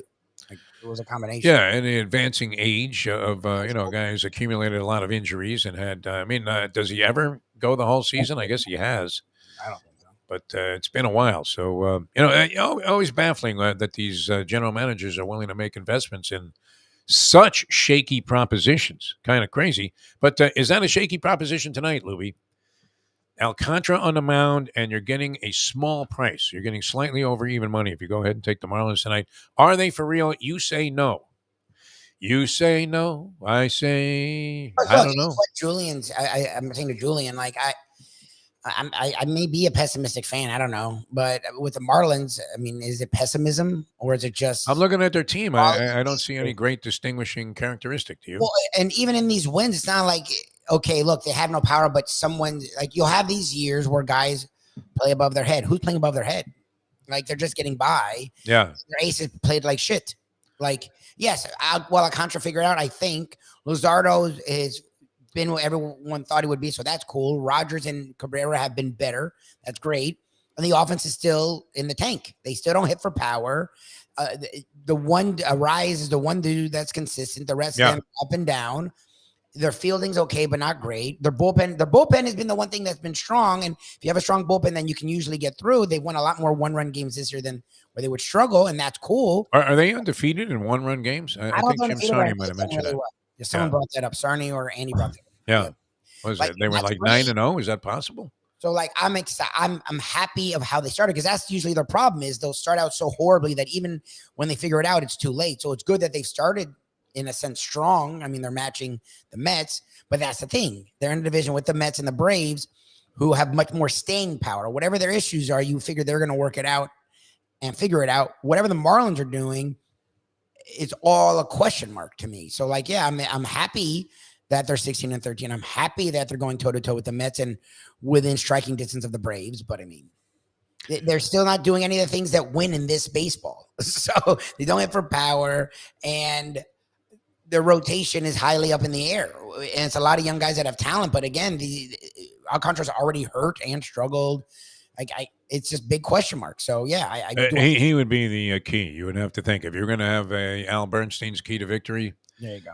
Well, he's got to land the right hand, and if he can't land the right, he's got to land the left. There's not a lot you can say sometimes in boxing analysis. I mean, Al does a great job. I love the guy. He's always been a sweetheart to me. But yeah, that sometimes gets tough to get creative with that. Yeah, I mean, you would think if Sandy Alcantara is the guy that he was last year, that the Marlins are maybe, they're in good shape. At least through the early part of the season, that they've shown some signs of life at least, yes, which is a nice thing to see. The offense is improved in the sense that guys get on base and they don't lose them games for the most part. You know? If they get a good start from their pitcher, they have a really good chance at winning, which was not the case last year. That's cool. Their bullpen, right? Yeah, bullpen was not the arson squad that it was last year, where whoever they brought in, you had to think was of an extremely suspect nature. Close your eyes. Yeah, I mean, Don Mattingly had to know it was a death march to go out to the mound and take the ball from someone. I'm surprised he just didn't send Stottlemyre out there all the time. Oh my God. They blew taps whenever Mattingly would go to the mound. It was terrible because you knew you were dead. All right, I want to amend. I've been saying that no horse has ever won from post 2. That is not true. Okay? I had to go back and read my notes here from the Polyman. Okay. No horse has ever won from post 17. That is true. Okay. There has not been a winner from post 2 since the Great Affirmed in 1978. Oh, there you go. So that's 22 plus 23. That's 45 years. 45 years. By the law of averages, at least the post 2 would have won twice. Yeah. Yeah, you're right. We're due. Now, Affirmed was a super horse. We know that. Won the Triple Crown. It's Affirmed and Alidar, and they're in another bloodbath to the wire. Yeah. That was great. So you had a super horse was able to overcome the 2 posts, Affirmed. That's 1978. Post 9, nobody's won from post 9 since 1972. Oh, Jesus. The last winner there was Riva Ridge. Post 12, Canonero II in 1971. Wow. 14 posts, which is one inside of where Forte is going to break from. No winner since Carryback in 1961, Lubie. 1961, the great Carryback. Unbelievable. Jeez. I remember as a 10-year-old Deef being highly invested in Carryback, as I recall, and it was a very profitable day for the young DeForest. But, I mean, and it was a classic, win in the Kentucky Derby. But that was the last. I mean, there were a lot of posts that have had kiss of death connotations to them. That's what it feels like. Does that embolden me to go ahead and go back to my original plan, which is to make sure that I'm going to use this horse? Yeah, why not? Whatever. In some exotic wagers where, it'll be widespread. So if he does nothing, it won't necessarily be the end-all to all of my wagers. Whereas if Forte missed the board, that would be fantastic for me. Can he miss the board altogether? What do you think? First, second, or third? No Forte? Maybe not even fourth in the superfecta?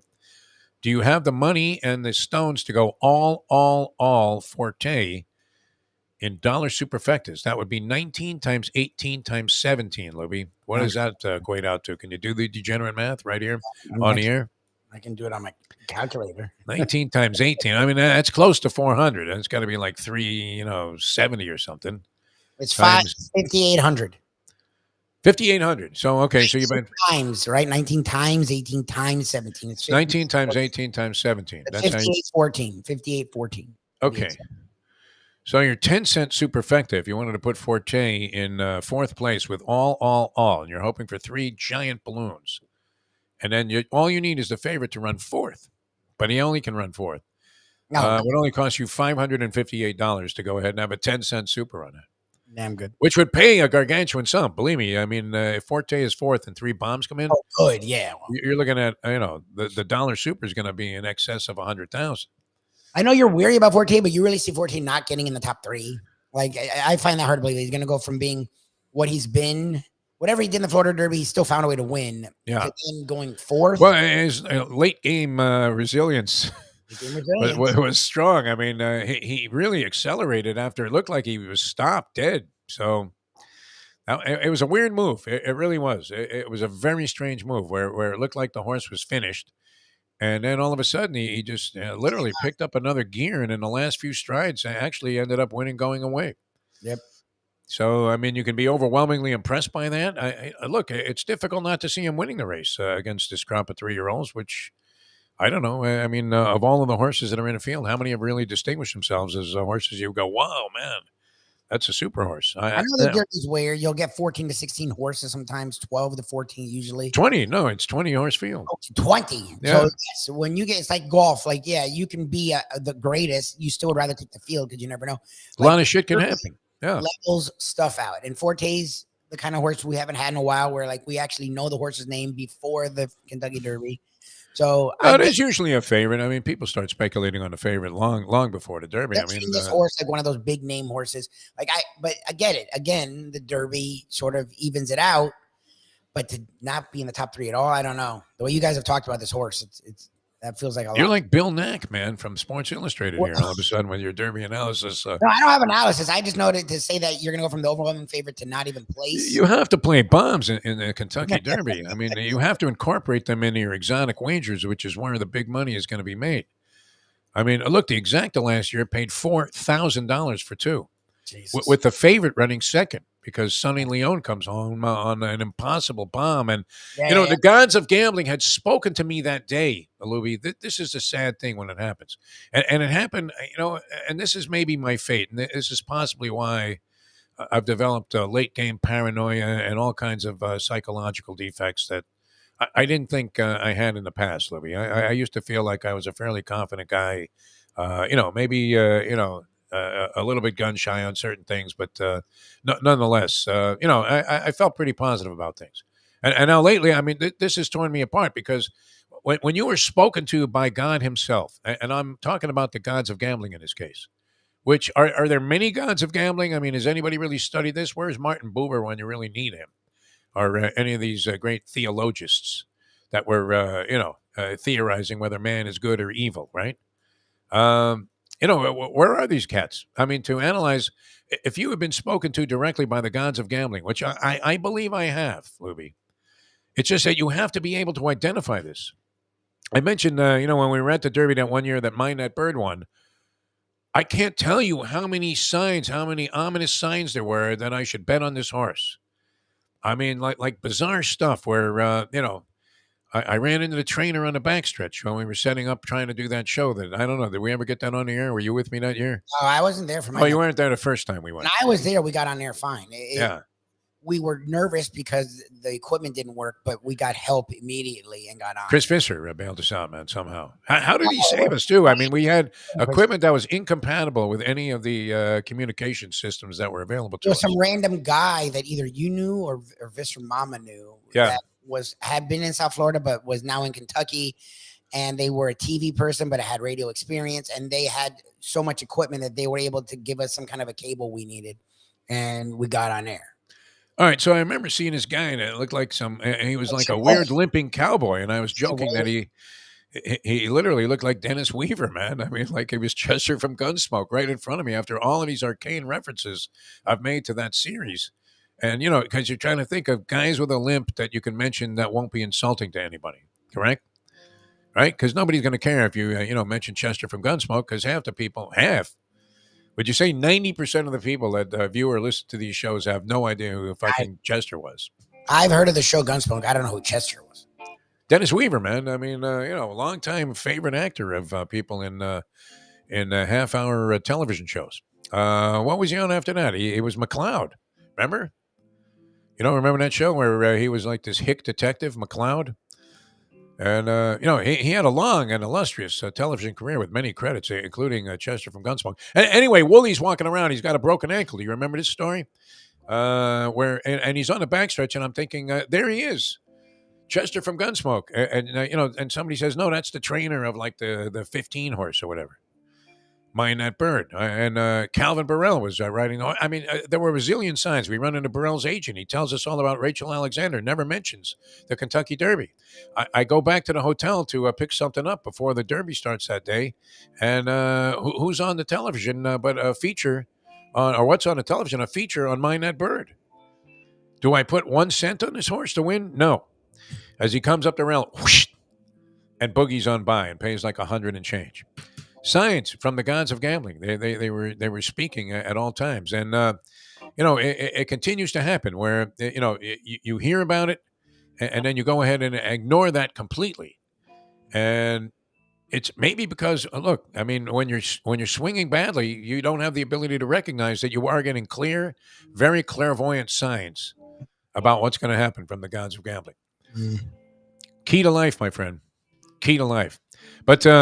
I don't know. Is that going to help me in the Derby? I'm not sure. We're going to have the Polyman on with us on Thursday, and we'll have his Derby analysis. Verifying was his choice to win the Derby out of the 2-hole, which has had a winner, the last one being affirmed. Now, if this horse scores, Lubie, it won't matter if chalk follows in its footsteps. Okay? So that's the game that we're playing here. We're hoping we get another country house, and whether it's by disqualification or by legitimate means, hoping that we get a big run out of this horse. I'm going to go ahead and stick with it, Lubie, and not be dissuaded by the idea that this post is a horror show, and you'd be better off racing with shackles on your feet. We'll see. Are you going to get involved by any chance? No. Whenever Paulie has a play, it makes me want to put something on it. I mean, I don't know where I'm going to be, but if something's going on somewhere, I'm down. Forte, I'll probably jog and win the Triple Crown, right? Now that I've said all of this, yeah. Oh yeah. What the hell am I talking about? You're not going to bet on the chalk alone. Like you might throw something on him, but you're not going to. What's the crazy point? stuff, right? I mean, there are always signs, though. I mean, you just have to be able to find them. Yeah. And I haven't seen anything, that would convince me that I'm right about any of this stuff on the Derby. I'm strictly going by the Polyman's track record for success, coming up with horses that many people thought to be absurd. As was the case with Animal Kingdom. And literally, you were mocked.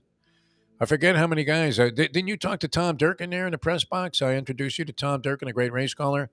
And I said, I mean, it's almost an obligation, right? You meet a guy you don't know that you're really never going to care about again in your lifetime, and you say, hey, so who do you like in the Derby? 100%.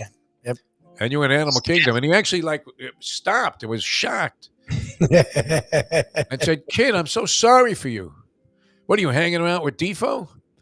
And sure enough, whoever he had got buried that year, and we had Animal Kingdom, and a very glorious call there by Tom Durkin, as he was bringing that nag home at $40 plus.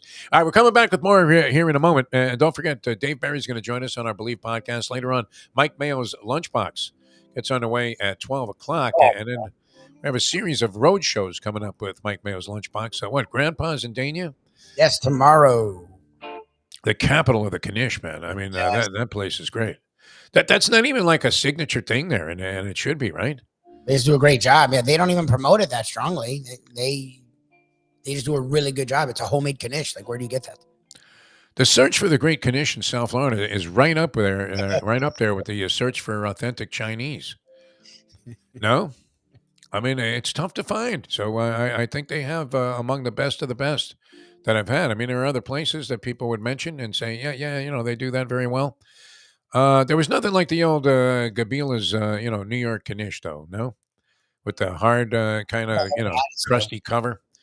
Great potato filler inside. They come as close to that as you can. Actually, they do a little better job if you like, a more natural flavor at Grandpa's. So we'll be there. And then among my favorites anywhere on the planet is Wicked Cheesesteaks. We're going to be there on Thursday. Lubie, is that right? Yes, sir. That I look forward to, man. Brian does a great job. Fantastic. And the mayo sandwich is selling like no tomorrow. Well, Mayo's been promoting the crap out of it. You haven't said anything about your sandwich.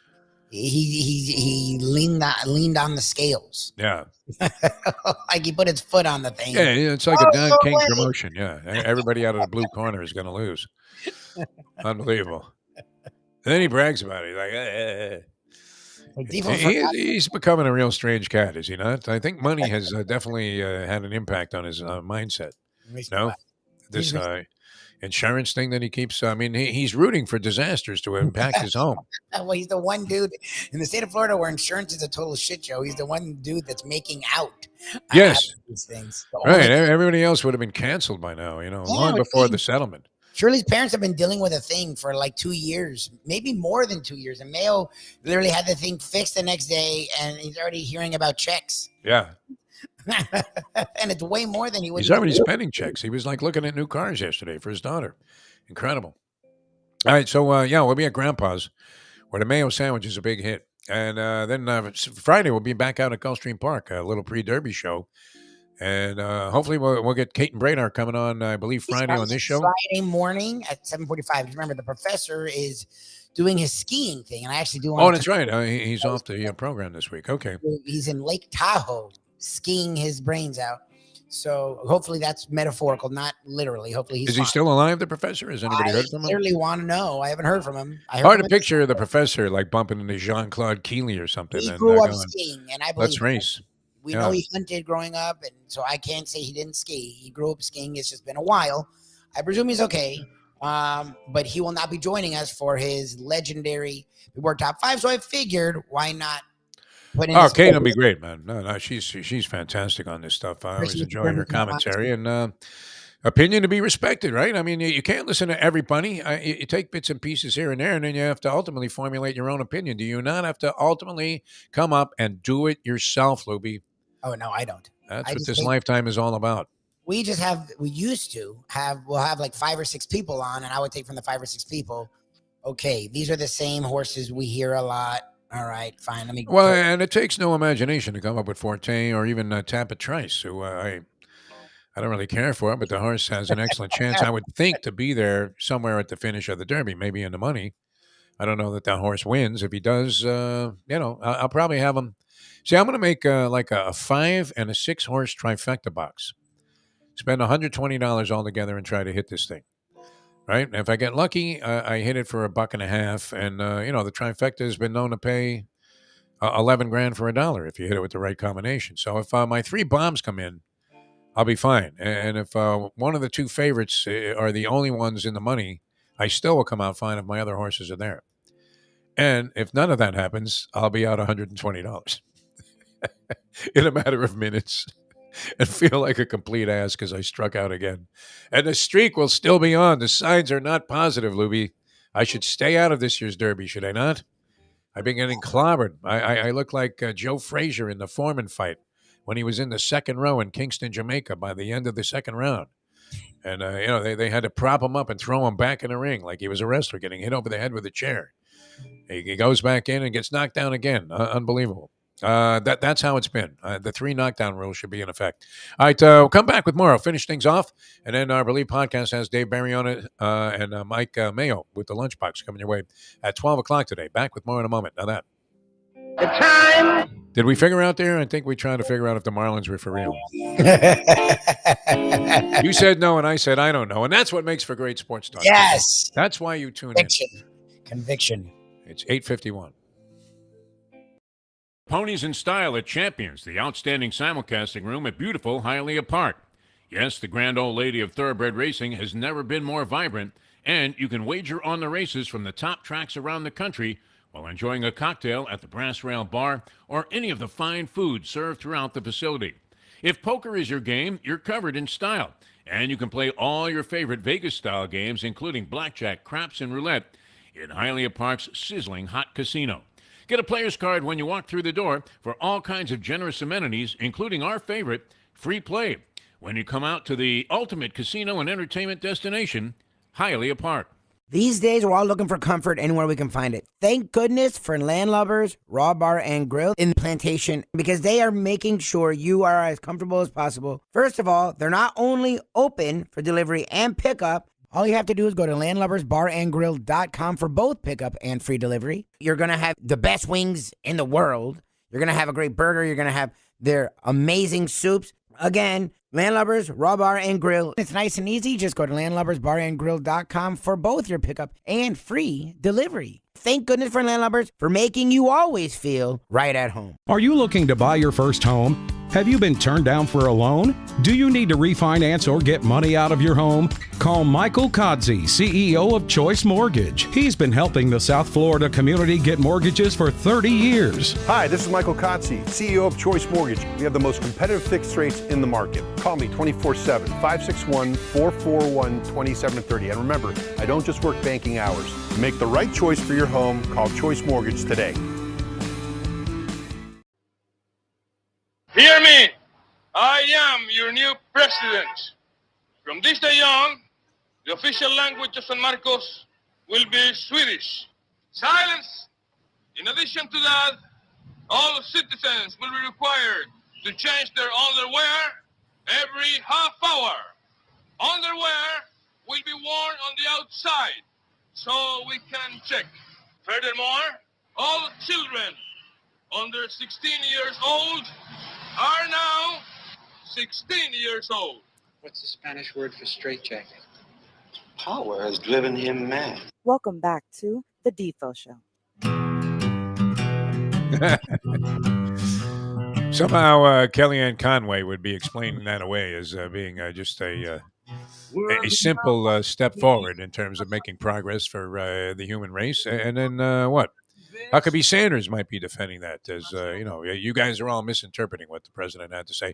That's going to be a beauty, huh, when they run it back in 2024, Biden versus Trump. Wow, Lubie. What has happened to the state of politics? I mean, I don't know, it's a joke. Regardless of which side you're on, you would have to say that that's as horrible a matchup as you could possibly have. To run it back again? I don't want that. Run it back with both of them. I didn't think either of them would be in the state. Look, I mean, they're not really. I mean, Trump's under indictment. And you thought Biden would be embalmed by now. I mean, that was more likely to happen. I think he's in better shape than people give him credit, but he's going to be in his 80s. Like, why would you want that? Again, like we say this all the time, but like if it's someone you wouldn't let drive a car. Yes. And I wouldn't let either of these gentlemen drive a car, especially with me or my wife in it. Then why would I want them to run the guy? This is the most difficult job in the world. Like, it's well known that. Okay. So, like, I don't know, but we keep doing it. We do it every time. We want old white men. That's what we want, which I don't understand. Old white men are literally the people we stay away from in every other part of society. But running our world, in a sense, that's where we want old white men. Like, I don't get it. Well, one guy is trying to dodge indictments all over the country and federal agents, and the other guy is trying to dodge the Grim Reaper. Anyway, where's the dynamic young leadership that we often would think was characteristic of the United States of America, right? Where's John F. Kennedy when you need him? I mean, just a young, dynamic leader. Some guy that even if you didn't buy what he was selling, you were thinking, he makes it sound good. Obama, right? Young, dynamic leader. Yeah, someone that... Do you sense my Democratic leanings here? That's probably not going to go over big with the Republicans. A lot of people. When did the Republicans ever have a young... They're always running an old fart, right? I mean, Jerry Ford was like their young, dynamic leader. They've never have had a young... Nixon. They've had their share of, blowhards. That's for sure. The Dems used to. Like, that's the thing is now both parties are just like, fuck it. Let's go with the old white guy. Yeah, that's what we Every time I see this McCarthy guy speak, I tremble in fear of what's, to come for this country. I really do. And he is one of the more neutral of the eccentrics. But anyway, that's what we're looking at, 2024, more of the same, huh? That's really unfortunate and very, very disappointing. All right, prediction time on the program. Mike Lubie, Lubitz, you have been helping a lot of people make money. I mean, it's almost as if every day was a Degenerate Friday charity giveaway day here on the program. And I have been no better. I have helped bury everybody. If you've been following anything that I've been saying here on the program in terms of what's going to be the fate of our local playoff teams. So tonight, 2 games on tap.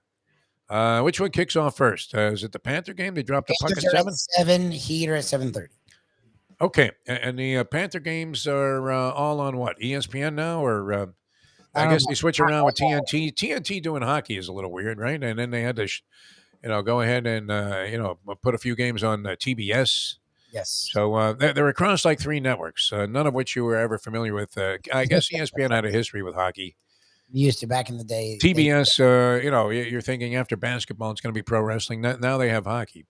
And they're doing a good job. I mean, the coverage is good. There's no question. Even the intermission shows are entertaining on both networks. So doing a nice job of getting involved and giving you some kind of perspective on it while not talking down to you in Jay Billis type fashion.